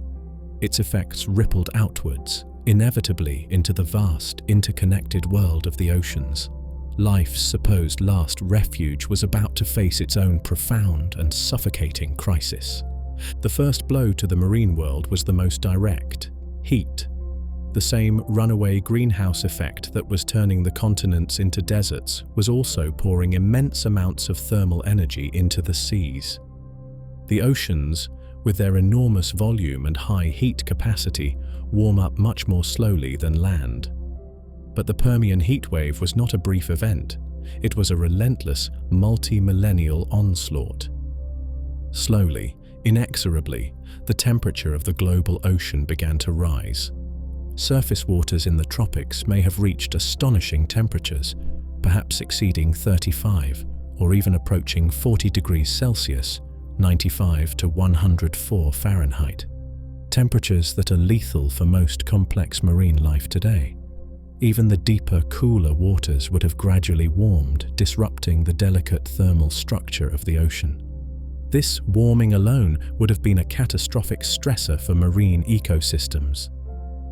Creatures adapted to the stable, cooler temperatures of the late Permian found themselves trapped in a planetary hot tub. Reef systems built by sponges and bryozoans, sensitive to temperature changes, would have begun to bleach and die. The metabolisms of fish, ammonites, and other swimmers would have been pushed to their limits, demanding more oxygen even as the heat itself began to steal it away. And this is the second, and perhaps even more devastating, consequence of the warming waters: oxygen loss. The laws of physics are simple and unforgiving. Warm water holds significantly less dissolved gas than cold water. Think of a cold soda, fizzing with dissolved carbon dioxide. As it warms up, the gas escapes and the drink goes flat. The same principle applies to oxygen in the ocean. As the global seas heated up, their ability to hold onto dissolved oxygen plummeted. The surface waters, where oxygen is primarily produced by photosynthetic plankton or absorbed from the atmosphere, became less saturated. And crucially, the warmer surface waters became more buoyant, forming a stable stratified layer that prevented the mixing of oxygen-rich surface waters with the cooler, deeper layers below. The ocean's natural ventilation system began to fail. The result was the terrifying spread of ocean anoxia, vast swaths of the ocean becoming depleted or entirely devoid of dissolved oxygen. Imagine the deeper waters first. Already naturally lower in oxygen, they were now cut off from the supply at the surface. As organic matter rained down from the dying surface ecosystems, plankton blooms perhaps fueled initially by nutrients washing off the land then dying en masse. Its decomposition by bacteria consumed what little oxygen remained in the depths. Vast oxygen minimum zones began to expand, creeping upwards from the abyssal plains, suffocating everything in their path. The sea floor, once teeming with brachiopods, crinoids, and burrowing creatures, became a graveyard. Anything that could not tolerate near-zero oxygen levels simply died. The microbial mats, perhaps, endured, or even thrived in these conditions, but the complex animal life vanished. This anoxia wasn't just confined to the deep sea. In some regions, particularly in enclosed basins or areas with sluggish circulation, these oxygen-starved waters may have reached all the way up to the sunlit shallows, turning even the coastal zones into breathless death traps. The ocean, the cradle of life, was beginning to suffocate. The heat was rising, and the very water itself was losing its ability to support the oxygen-dependent metabolisms of the creatures that had flourished there for millions of years. This asphyxiation was a silent, invisible killer, creeping through the water column, adding another layer of profound stress to marine ecosystems already reeling from the heat. And the chemical assault was not over yet. The poisoned sky had one more gift to deliver to the dying seas. The warming waters choked the oceans of their life-giving oxygen, creating vast, suffocating dead zones. But the chemical assault triggered by the Siberian traps had another, equally insidious effect on marine life, an attack aimed not at their breath, but at their very substance. The relentless rain of carbon dioxide falling from the sky was turning the oceans acidic. The chemistry is straightforward, yet devastating. The oceans act as a vast natural sponge, absorbing enormous quantities of carbon dioxide from the atmosphere. Normally, this process is slow, balanced part of the Earth's long-term carbon cycle. But the sheer, overwhelming volume of CO2 released by the million-year-long volcanic eruptions saturated this natural system. As CO2 dissolves in seawater, it reacts with the water molecules to form carbonic acid, H2CO3. This is a weak acid, the same substance that gives fizzy drinks their slight tang. But when introduced into the ocean on a planetary scale, relentlessly for millennia, even a weak acid can have profound consequences. It begins to lower the ocean's pH, making the water more acidic. This process, ocean acidification, strikes directly at the heart of marine ecosystems by attacking the ability of organisms to build shells and skeletons. Many marine creatures, from microscopic plankton to massive reefs, construct their hard parts out of calcium carbonate, CaCO3, the mineral building blocks of limestone and chalk. They extract dissolved calcium ions and carbonate ions from the seawater and combine them to create their protective homes. But carbonic acid disrupts this delicate chemistry. The excess hydrogen ions released by the acid react with the available carbonate ions in the water, essentially stealing them away. This makes it much harder for shell-building organisms to find the raw materials they need. Imagine trying to build a house when bricks are suddenly becoming scarce. And as the acidity increases further, the water itself can become corrosive to existing calcium carbonate structures. Shells and skeletons don't just become harder to build, they can actually begin to dissolve. Imagine the effect on the vibrant, shell-rich ecosystems of the late Permian. The microscopic plankton, tiny single-celled organisms like foraminifera and coccolithophores that form the very base of the marine food web, would have been among the first and hardest hit. Their delicate calcium carbonate shells became difficult to form, perhaps thinner, weaker, or malformed. Populations would have crashed, sending shockwaves up the entire food chain. The great reefs, built by calcareous sponges, bryozoans and algae, were facing a double assault. Warming waters were bleaching them, and the acidifying water was making it harder for them to grow, perhaps even beginning to dissolve their existing structures. The intricate cities of the Permian seas began to crumble, and the brachiopods, those incredibly abundant filter-feeding shelled creatures that carpeted the seafloor. Their entire way of life depended on their ability to build and maintain their calcium carbonate shells. In the increasingly acidic water, this became an energetically costly, perhaps impossible, task. We see evidence of this in the fossil record. Brachiopod shells from the extinction interval sometimes appear thinner, stunted, deformed. They were struggling, dissolving in place. Even the ammonites, those successful, coiled-shelled cephalopods, were vulnerable. Their complex, chambered shells, while offering protection, were built from the same threatened mineral.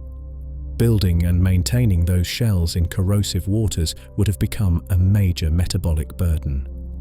Ocean acidification was a silent, invisible crisis, unfolding molecule by molecule in the water itself. It didn't suffocate creatures directly like the lack of oxygen, but it attacked their armor, their homes, their very ability to exist in a physical form. It undermined the structural integrity of entire ecosystems. The oceans were now facing a terrifying trifecta: extreme heat, suffocating anoxia, and corrosive acidity. The supposed refuge, the last sanctuary from the dying land, was itself becoming a poisoned chalice. Life in the Permian seas was being attacked from all sides, leading to the collapse of even the most ancient and seemingly stable marine dynasties. Perhaps no ecosystem felt the combined devastating impact of the Permian ocean crisis: the heat, the lack of oxygen, and the corrosive acidity more acutely than the reefs. These intricate, vibrant, and biologically crucial structures, the great cities of the Paleozoic seas, were facing an assault on all fronts, leading to their almost total collapse worldwide. We must remember that the reefs of the late Permian were different from the coral-dominated reefs of today. While early corals existed, the primary architects of these vast underwater metropolises were other, more ancient groups.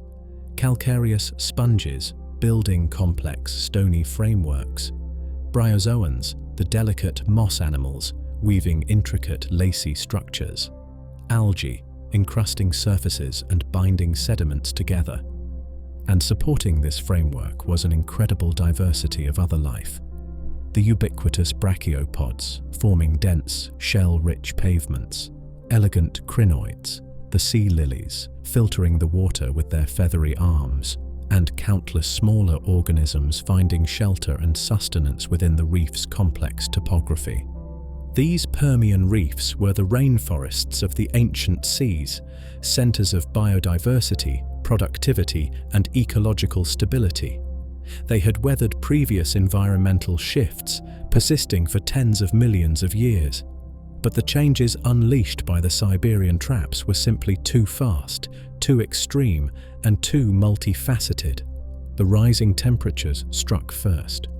Reef-building organisms, particularly those relying on symbiotic relationships with algae, similar to modern corals, are exquisitely sensitive to temperature changes. As the tropical waters heated to unprecedented levels, these symbioses likely broke down. The reefs began to bleach, losing their vibrant life, turning into ghostly, skeletal frameworks. Then came the acidification. The very mineral skeleton of the reef, the calcium carbonate structure built patiently over millennia by sponges and algae, came under direct chemical attack. Building new skeleton became energetically difficult, perhaps impossible, in the corrosive waters. And the existing structures may have begun to slowly, inexorably dissolve, weakening, crumbling from within. And finally, the creeping anoxia. While reefs typically thrive in shallow, well-oxygenated waters, the expanding dead zones, fueled by the warming and stratification of the ocean, began to encroach. Perhaps periodic upwellings of oxygen-poor water washed over the reefs, suffocating their inhabitants.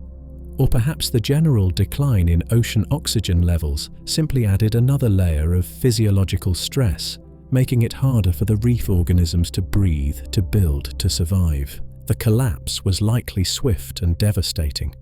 Imagine these vibrant, complex cities falling silent. The feathery arms of the crinoids cease their gentle filtering, their bodies breaking apart and littering the sea floor. The dense beds of brachiopods die off en masse, their shells perhaps dissolving even after death. The intricate structures built by sponges and bryozoans stop growing, become encrusted with microbial slime, and begin to crumble under the relentless chemical assault. The Permian reefs, the glorious culmination of Paleozoic marine evolution, simply vanished.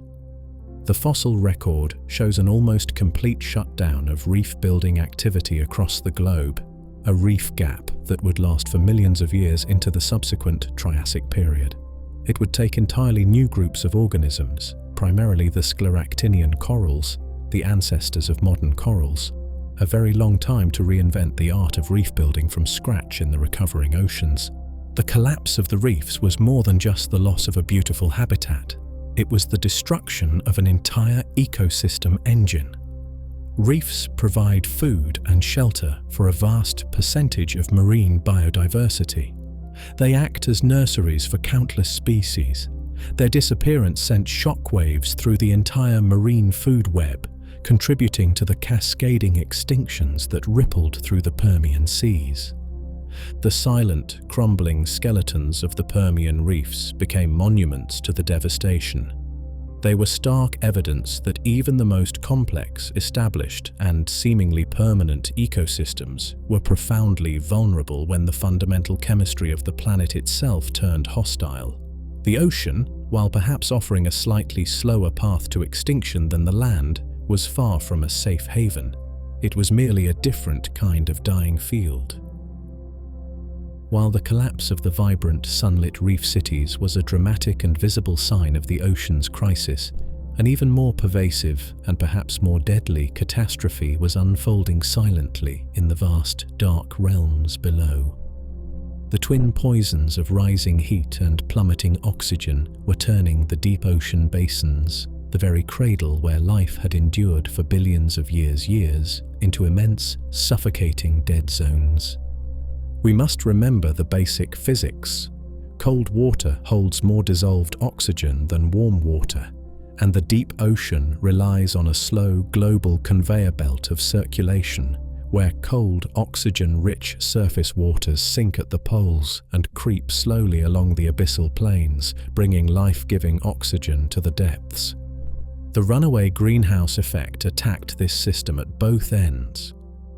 First, the polar regions warmed, reducing the formation of that cold, dense, oxygen-rich water. Less oxygenated water was sinking to begin its deep journey. Second, the overall warming of the ocean strengthened the thermocline, the boundary layer separating the warm surface waters from the cold, deep waters. This stratification acted like a lid, making it much harder for oxygen from the surface to mix down into the depths. The ocean's ventilation system was failing. At the same time, the rain of death from the collapsing surface ecosystems increased. As plankton blooms, fueled perhaps by the initial nutrient runoff from the dying land, crashed and died, their organic remains sank into the deep.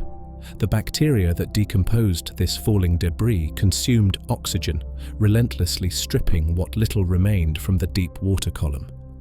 The result was the terrifying expansion of anoxia, low oxygen, and even euxenia, anoxia combined with the presence of toxic hydrogen sulfide throughout the deep ocean basins.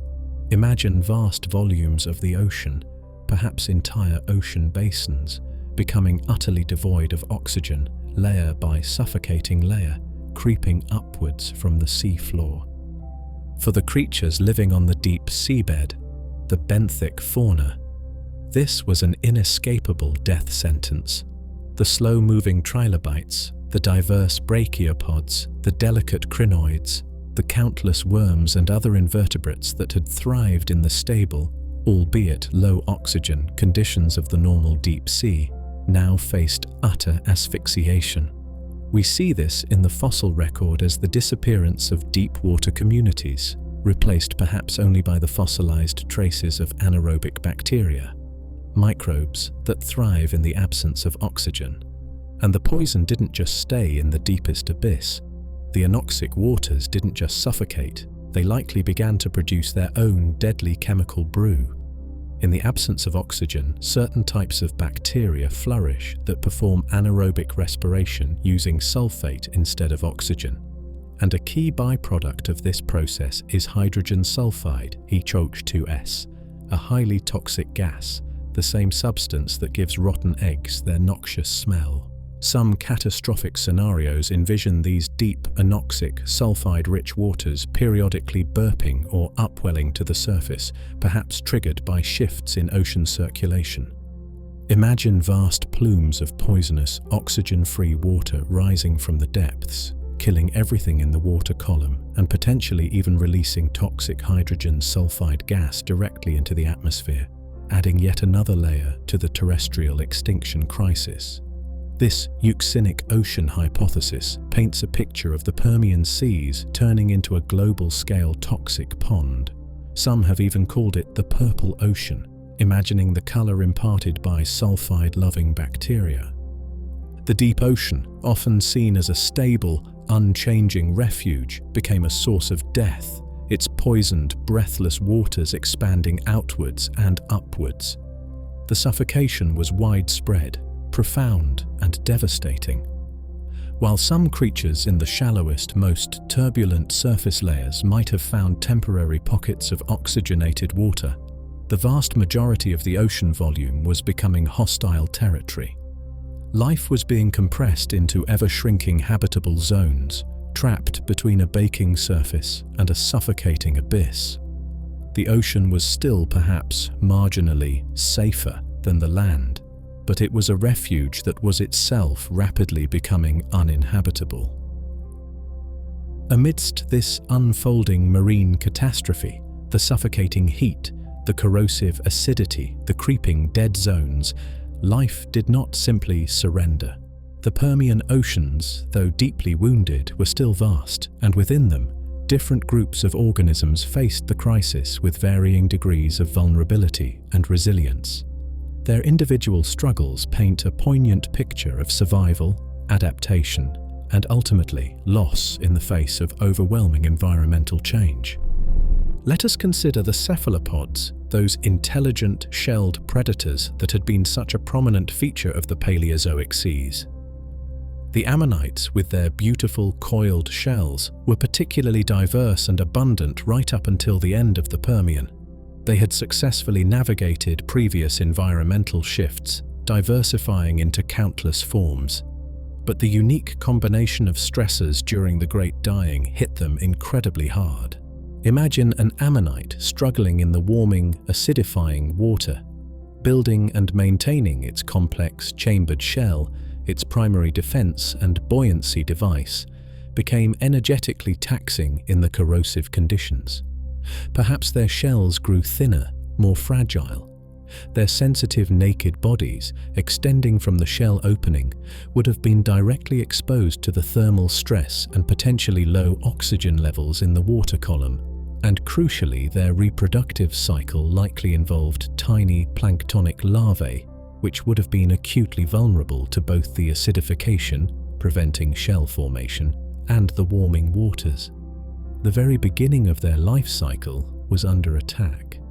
While the ammonites did not go completely extinct at the end of the Permian, a few hardy lineages famously survived, clinging to existence, their diversity was decimated. The vast majority of Permian ammonite families vanished, leaving only a handful of disaster taxa to repopulate the empty oceans of the early Triassic. Their struggle is a testament to the severity of the crisis. Even this adaptable and successful group was pushed to the very brink. What about the brachiopods, those ubiquitous clam-like filter feeders that had carpeted the Permian seafloor? Their reliance on building calcium carbonate shells made them direct victims of the ocean acidification. The fossil record shows a catastrophic decline. While some deep water or perhaps more chemically tolerant species survived, the sheer abundance and diversity that had characterized their long reign was shattered. They would never again regain the ecological dominance they held throughout the Paleozoic. Their story is one of profound loss, a kingdom overthrown by hostile chemistry. And the fish? They too suffered greatly, though perhaps with more variability. Sharks and their relatives, often more adaptable and mobile, seem to have weathered the storms somewhat better than many bony fish groups. But overall fish diversity plummeted. Species adapted to the complex reef ecosystems vanished along with their homes. Those living in the deep sea suffocated as the anoxia spread. Coastal species faced the combined stress of heat, potential freshening from increased rainfall/runoff, and fluctuating oxygen levels. Like the ammonites, a few resilient fish lineages survived to found the dynasties that would dominate the Mesozoic and Cenozoic seas, but the Permian fish fauna was largely pruned back to its roots. Even single-celled organisms were not immune. The foraminifera, tiny shelled protists forming a crucial part of the ocean's plankton, experienced a massive extinction event, likely due to acidification and temperature stress. Their disappearance had cascading effects up the food chain. The story of marine survival during the Great Dying is one of profound selective loss. Organisms that were highly specialized, those with limited geographic ranges, those heavily reliant on calcium carbonate shells, and those intolerant of low oxygen or high temperatures, suffered disproportionately. Life clung on in refuges, perhaps in cooler, high-latitude waters less affected by the extreme heat, or in shallow, turbulent zones where some oxygen remained. It clung on through sheer resilience, through luck, through the possession of some pre-adapted trait that purely by chance offered an edge in the collapsing world. The Permian Ocean, even in its role as a refuge, was a brutal filter. It offered a slightly slower, perhaps less complete path to extinction than the scorched and breathless land, but it was a filter nonetheless. The survivors inherited a vastly depleted, simplified, and traumatized marine world. And understanding why the ocean, despite this immense suffering, didn't collapse quite as utterly as the land, requires looking at its fundamental physical properties. We have painted a grim picture of the Permian oceans, baking hot, suffocatingly low in oxygen, corrosively acidic, witnessing the collapse of reefs and the decimation of ancient lineages. And yet our central theme remains. Compared to the utter devastation on land, the ocean was, in some strange relative sense, the only safe place. How can this be? How can a poisoned, dying sea be considered a refuge? The answer lies not in the ocean being immune to the crisis, but in its immense inertia and buffering capacity. The ocean is simply vast, deep, and chemically complex in ways that the terrestrial environment is not. This gave it a certain resilience, a slowness to change, that offered life, however tenuously, a slightly better chance. First, consider temperature. Water has a much higher heat capacity than air or land. This means it takes vastly more energy to raise the temperature of the ocean than it does the atmosphere or the continents. While the runaway greenhouse effect sent land temperatures soaring rapidly, the oceans responded more slowly, more sluggishly. The surface waters certainly heated dramatically, but the immense volume of the deep ocean acted as a colossal heat sink, absorbing thermal energy and slowing the overall warming process. This slower pace of change, while still ultimately devastating, might have provided some marine organisms with slightly more time to adapt or migrate compared to their terrestrial counterparts facing abrupt, lethal heat waves. Second, the scale and interconnectedness of the oceans offered potential refuges. While vast areas undoubtedly became anoxic or lethally hot, the global ocean is not a uniform bathtub. Deep ocean currents, though perhaps weakening, still circulated. Certain geographic locations, perhaps high-latitude regions closer to the cooler poles or areas with unique upwelling patterns bringing cooler, nutrient-rich, though possibly oxygen-poor, water to the surface, might have remained habitable pockets, sanctuaries where certain species could cling to existence while the worst of the crisis unfolded elsewhere. Life on land, trapped on the fragmented Pangaean supercontinent, had fewer places to hide. Third, the chemistry of the ocean provided a degree of buffering against acidification. Seawater contains dissolved ions, particularly carbonate and bicarbonate, which act as a natural buffer, resisting changes in pH. While the immense influx of CO2 eventually overwhelmed this system, the process was likely slower and less extreme than the direct corrosive impact of acid rain on freshwater lakes and soils. This chemical buffering might explain why some shell-building organisms, though heavily stressed, managed to survive, while terrestrial ecosystems seemed to collapse more completely. Fourth, the depth of the ocean itself offered potential stratification. While deep-sea anoxia was a major killer, it's possible that in some areas, a shallow, oxygenated surface layer persisted above the dead zones below, allowing plankton and some swimming organisms to survive, at least for a time. Life on land had no such vertical escape. Consider also the creatures like Mesosaurus, that small freshwater/coastal reptile we mentioned earlier. While it ultimately went extinct before the main PT boundary event, its lifestyle hints at the potential advantages of staying close to the water. Coastal lagoons, estuaries, and perhaps even large river systems, while still impacted, might have offered intermediate environments, buffered slightly from the extremes experienced in the deep ocean or the exposed terrestrial plains. Therefore, when we speak of the ocean as the only safe place, we must use the term loosely, perhaps even ironically. It was not safe. It was a realm undergoing its own profound crisis. Marine biodiversity plummeted by an astonishing 95%, but the sheer physical properties of water, its heat capacity, its volume, its chemical buffering, likely made the collapse slightly slower, slightly less absolute, and offered slightly more potential for refuge compared to the swift, total, and inescapable devastation that swept across the continents. Life in the sea suffered terribly, was pushed to the very edge of annihilation. But a precious few, perhaps less than 1 in 10 species, managed to hang on in those buffered pockets, in those less affected regions. They were the survivors who would inherit a nearly empty ocean, the seeds from which all future marine life would eventually rebound. The refuge was poisoned, yes, but it was just barely survivable. And the silence that fell upon the earth after the worst had passed was the silence of near total loss.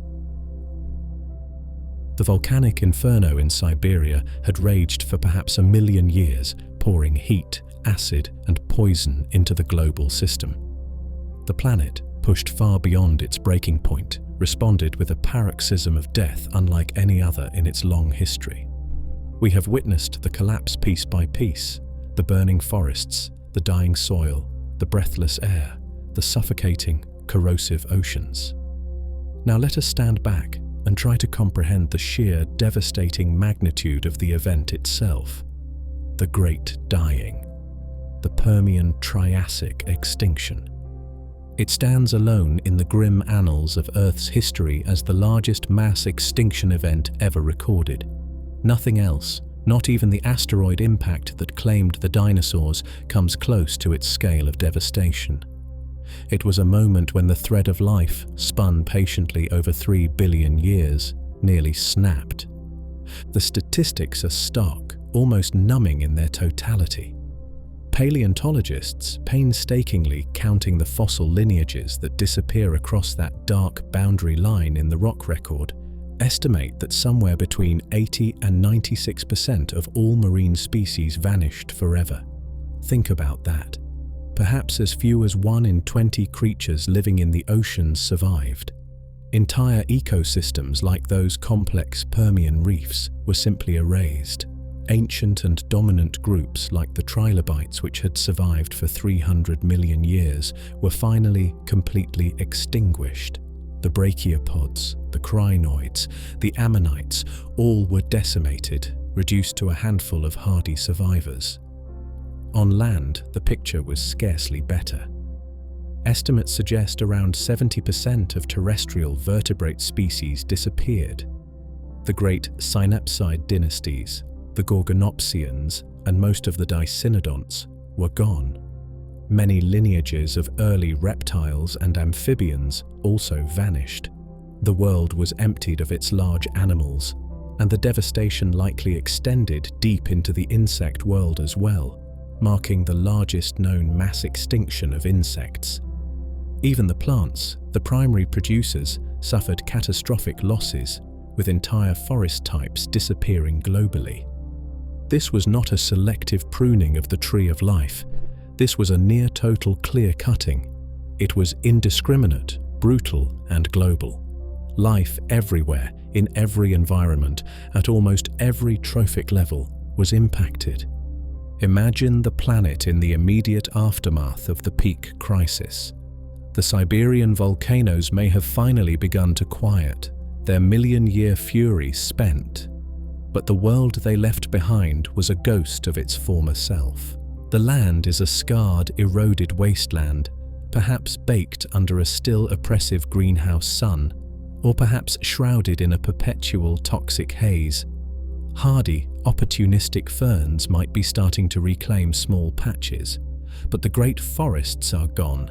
The rivers run thick and brown, carrying the dead land out to sea, and the only large animal you might see, wandering in lonely herds across this desolate landscape, is the strange, beaked Lystrosaurus. The oceans are eerily empty. The vibrant reefs are crumbling skeletons.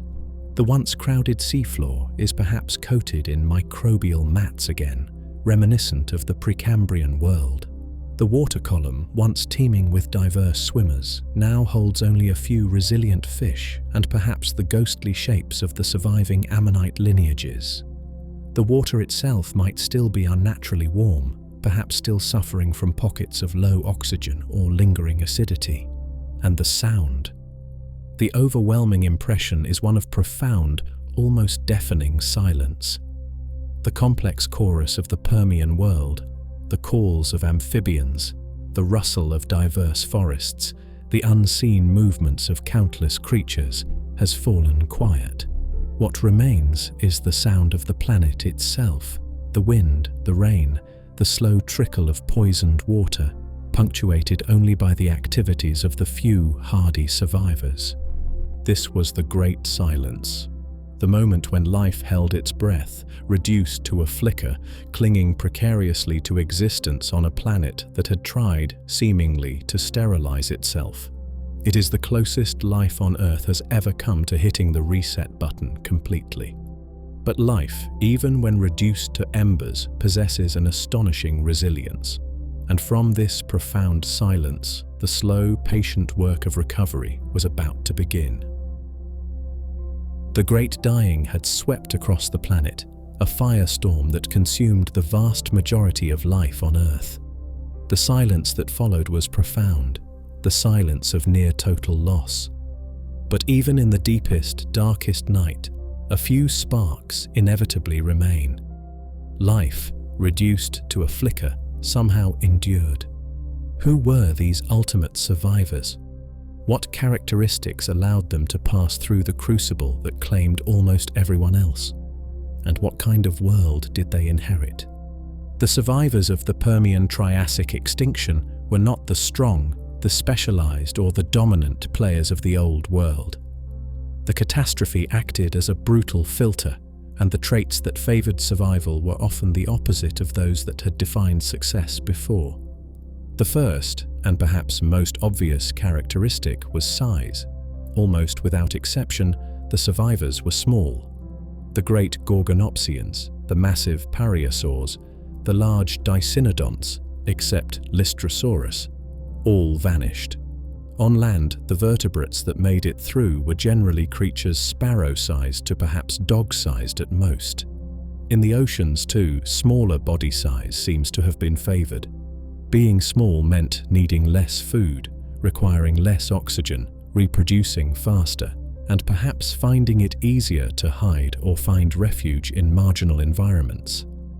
In a world of scarcity and stress, being inconspicuous was a key advantage.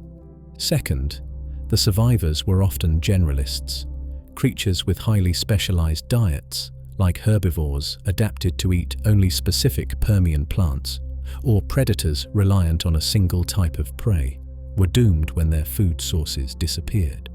The survivors, like the ubiquitous Lystrosaurus, were likely unfussy eaters, capable of scraping a living from whatever tough, low-quality vegetation remained, or perhaps scavenging on the abundant carcasses left by the extinction. In the oceans too, generalist feeders likely fared better than those reliant on the collapsing reef ecosystems. Third, adaptability to harsh conditions was crucial. Creatures that could tolerate low oxygen levels, high temperatures, or fluctuations in salinity had a distinct edge. Lystrosaurus's potential burrowing habit and possibly efficient respiratory system fit this pattern. Organisms that already lived in naturally stressed environments like estuaries or high-latitude regions might have been pre-adapted to the challenging conditions that suddenly became global. Fourth, wide geographic distribution played a role. Species that were already found across vast areas of Pangaea or throughout the global ocean had a better statistical chance that at least some populations, somewhere, would find themselves in a pocket of survivability, a local refuge from the worst of the devastation. These surviving populations could then act as the seeds for future recovery. Lystrosaurus again fits this profile perfectly. So, who were the specific inheritors? On land, the synapsid lineage, though decimated, clung on. Lystrosaurus was the immediate short-term victor, its sheer numbers filling the void. But other smaller synapsids also survived, including the cynodonts, small, perhaps shrew or badger-sized creatures, possibly nocturnal, possibly burrowing. And this obscure group held the future within it. The cynodonts were the direct ancestors of all mammals. Our own lineage passed through the fire. The reptiles too endured. While many ancient reptile groups vanished, the archosaurs, the lineage leading to crocodiles, pterosaurs, and dinosaurs, survived, represented initially by small, adaptable forms. Their moment of global dominance was yet to come, but they had made it through the bottleneck. In the oceans, the picture was similar. A few lineages of ammonites survived. A handful of brachiopod species persisted. Certain groups of bony fish and sharks proved resilient. The bivalves, clams and mussels fared surprisingly well, perhaps due to their filter-feeding lifestyle and tolerance for disturbed environments. And the simple life forms, the plankton, the bacteria, though heavily impacted, eventually recovered, forming the base upon which the marine ecosystems would slowly rebuild. These survivors inherited a world that was profoundly damaged, simplified, and empty. It was a planet reset, offering immense ecological opportunity, but demanding incredible resilience. They were the few, hardy seeds left in a burned-over field, holding within them the potential for all the life that was to come. Their initial task was simply to endure the long, difficult aftermath. The peak of the crisis had passed. The Siberian volcanoes fell silent. The runaway greenhouse eventually subsided as the planet's slow geological cycles began, painstakingly, to reabsorb the excess carbon from the sky. The acid rain ceased. But the world left behind was not one of immediate recovery. It was a world suffering from a profound planetary-scale trauma. The immediate aftermath of the Great Dying ushered in a strange, eerie, and prolonged period known to scientists as the early Triassic recovery phase, or sometimes more starkly, the empty world. Imagine the landscape in the first few million years following the extinction boundary. It is a world struggling to heal, bearing the fresh scars of the apocalypse. Life, while it had survived, was vastly depauperate. Biodiversity was at an all-time low. The complex ecosystems of the Permian were gone, replaced by simplified, almost rudimentary food webs dominated by just a few hardy, disaster taxa. On land, the overwhelming presence is Lystrosaurus. Its fossils are found everywhere, in monotonous abundance, suggesting a world where perhaps 9 out of every 10 large land animals belong to this single, resilient genus. It is less an ecosystem, more a monoculture, a planet temporarily conquered by sheer survival prowess. The few other survivors, the small cynodonts, the early archosaurs, are rare, hiding in the margins, biding their time. The vegetation is equally simplified. The great Glossopteris forests are gone. In their place, vast swaths of the continents might be covered by hardy, fast-growing, opportunistic plants like lycopods, club mosses, perhaps relatives of the Carboniferous giants, but smaller now, and certain types of ferns. These disaster floras could tolerate the impoverished soils and unstable climate, but they formed low-diversity ecosystems, offering poor nutrition compared to the forests they replaced. It was a world painted in shades of weedy green and barren brown. The oceans tell a similar story. The vibrant reefs are gone, replaced perhaps by microbial mats and stromatolites, structures unseen in such abundance for billions of years, making a temporary comeback in the absence of grazing animals. The water column is dominated by just a few species of hardy bivalves, like Chloria, and perhaps vast swarms of the surviving ammonite lineages. Fish diversity remains low. The intricate structure of the Permian marine world has collapsed into a simplified, almost primitive state. This empty world was also likely a low-energy world. Without complex ecosystems, without efficient food webs, the overall biological productivity of the planet was severely depressed. Growth rates were likely slow. Life existed in a state of muted, sluggish recovery. How long did this strange, empty interlude last? The recovery was agonizingly slow. It took millions of years for ecosystems to begin rebuilding complexity. Some estimates suggest it took 5 million, perhaps even 10 million years or more, for biodiversity levels to start significantly rebounding towards their pre-extinction richness. Imagine a period twice as long as the entire history of human evolution spent simply recovering from the planetary trauma. During this long, slow convalescence, the environmental conditions themselves remained unstable.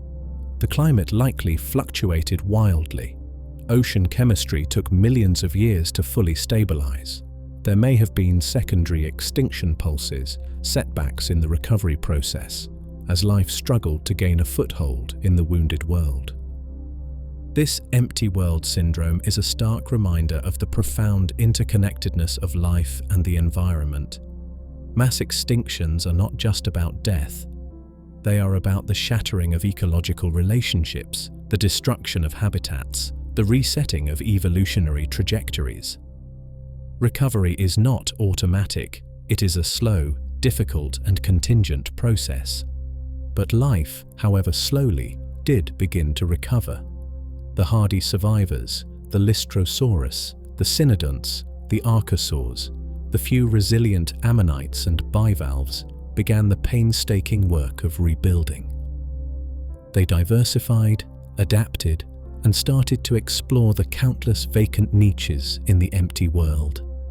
The silence was gradually, tentatively, beginning to break, and the world was being set for the dawn of an entirely new era, an era whose foundations were laid in the ashes of the Great Dying.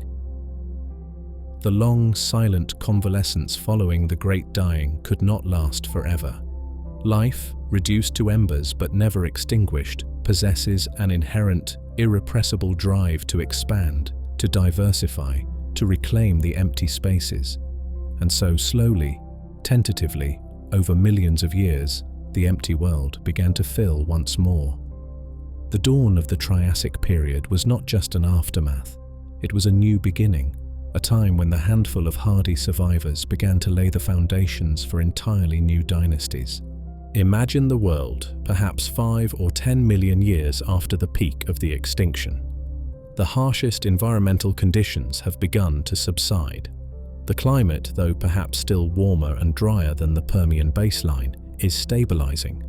Ocean chemistry is slowly returning to a state more conducive to life, and the disaster flora of ferns and lycopods is gradually giving way to more diverse, resilient plant communities, including the returning conifers and cycads, forming nascent woodlands across Pangaea. And in this slowly healing world, the survivors began their work. On land, the overwhelming dominance of Lystrosaurus started to wane. While still successful for a time, its monoculture could not last. Other survivors, previously rare and hiding in the margins, began to seize the newly available ecological opportunities. The cynodonts, those small, perhaps burrowing, mammal-like synapsids, began a remarkable diversification. They remained relatively small throughout the Triassic, but they experimented with new diets and lifestyles. Some evolved complex mammal-like teeth, hinting at increasingly sophisticated ways of processing food. Some likely became more active nocturnal hunters. Crucially, within this group, the very first true mammals would quietly emerge later in the Triassic, tiny, shrew-like creatures destined to inherit the Earth after the next great extinction. Our own story was beginning quietly in the shadow of the recovery. But the most dramatic story on land belonged to the other surviving lineage, the archosaurs. These reptiles, which had also scraped through the extinction as small, adaptable forms, now found themselves in a world largely devoid of competition, and they exploded.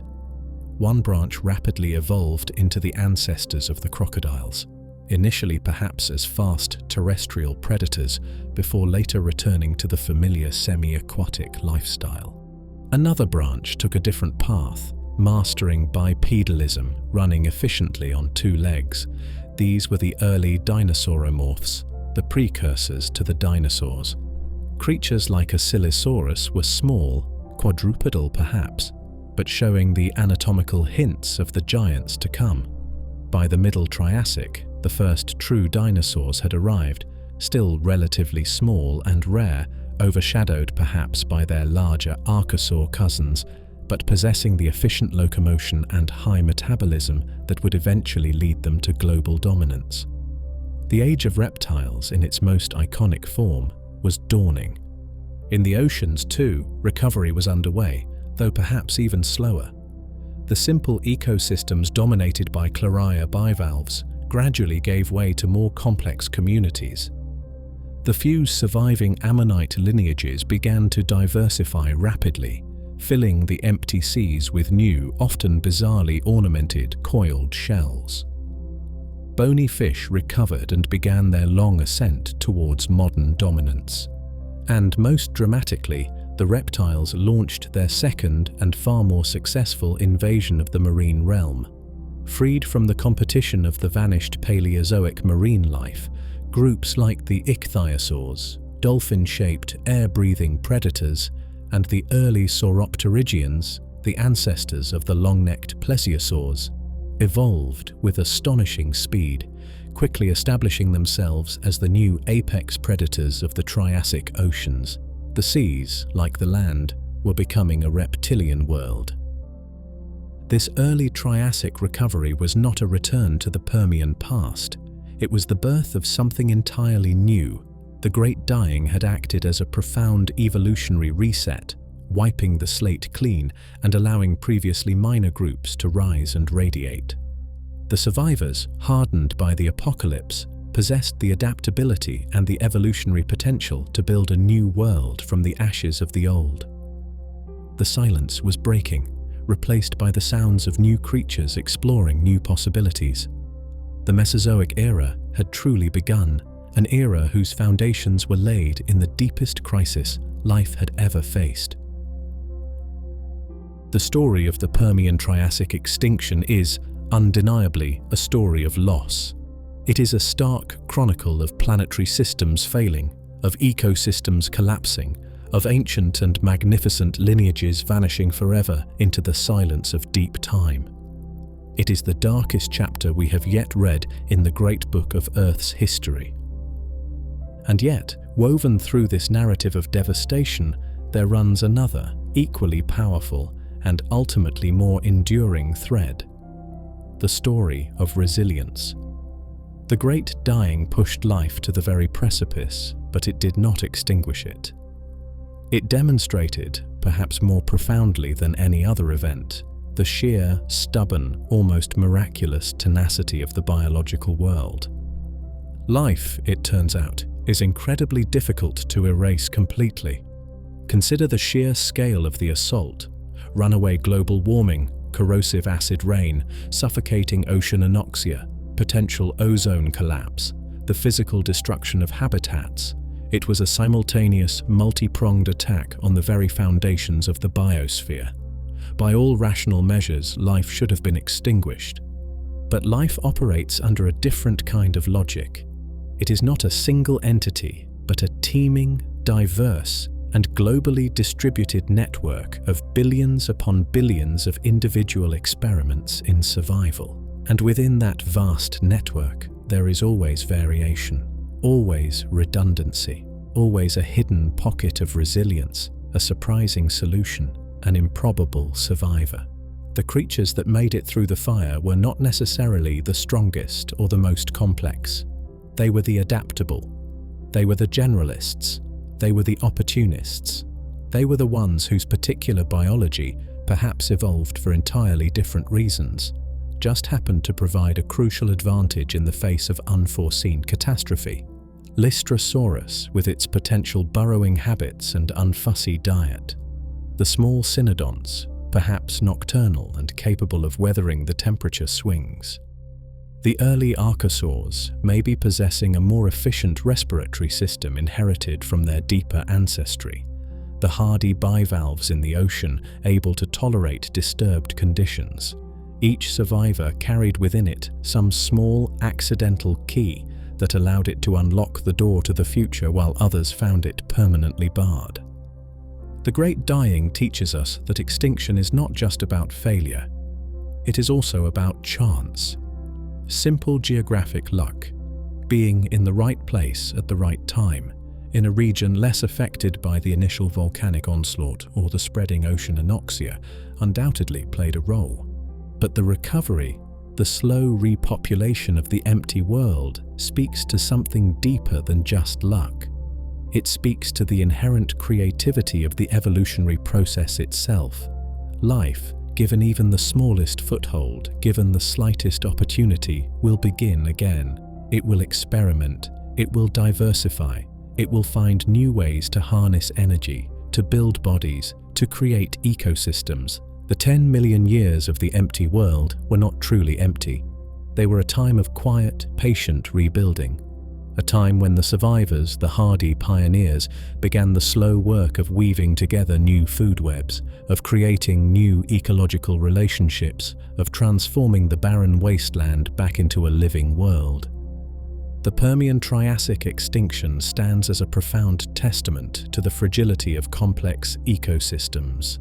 It shows us how interconnected life is, how the failure of one part of the system, the climate, the oceans, the primary producers, can trigger a catastrophic collapse of the whole. But it stands, perhaps even more powerfully, as a testament to the enduring power of life itself. Even when faced with a planetary-scale disaster that wiped out perhaps 9 out of every 10 species, life found a way. It bent, it broke, but it did not vanish. It clung to existence in the poisoned oceans, the last improbable refuge, and from those depths it eventually re-emerged, scarred but tenacious, ready to begin the next great chapter in its endless, unfolding story. The silence was profound, but it was not eternal.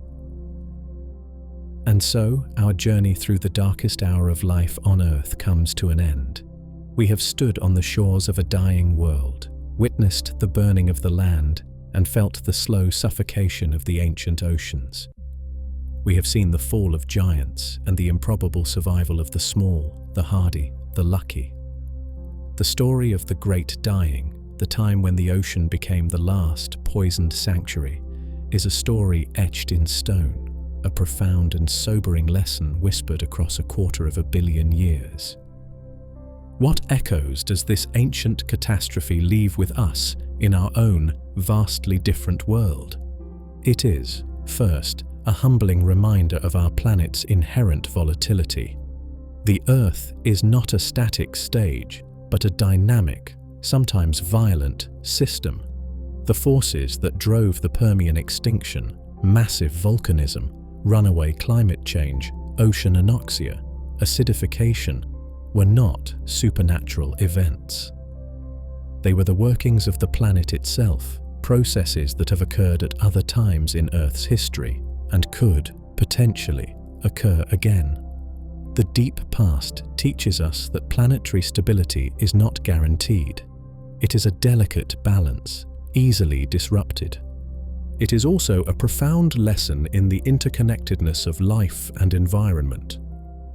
The Great Dying was not just a biological crisis, it was a systemic crisis. The failure of one part, the atmosphere, triggered the collapse of others, the forests, the soils, the oceans, in a devastating cascade.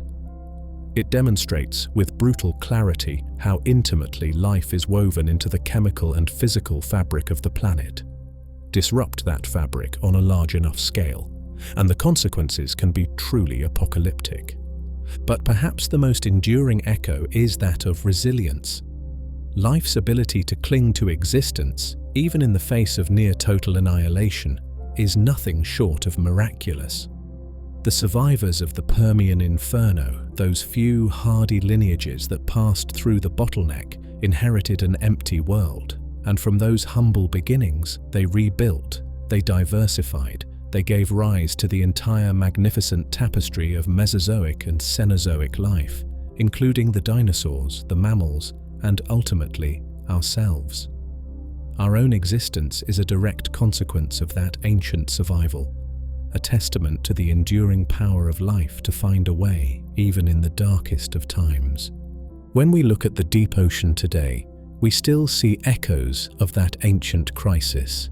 The vast oxygen minimum zones that exist naturally in some parts of the modern ocean are perhaps whispers of that ancient, suffocating state. The sensitivity of modern coral reefs to warming and acidification is a living reminder of the chemical thresholds that life cannot easily cross. The story of the time when the ocean was the only safe place is a chilling one.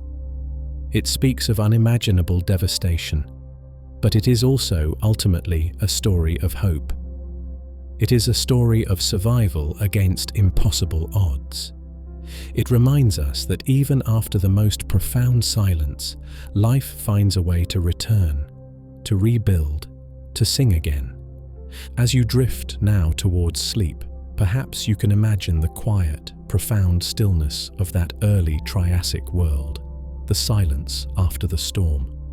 And perhaps, in that stillness, you can hear the first faint whispers of returning life, the scuttling of a small cynodont, the splash of a recovering fish, the rustle of a hardy fern unfurling in the dawn of a new era. The echoes of the deep past are all around us, woven into the very fabric of our world and into the very cells of our own bodies.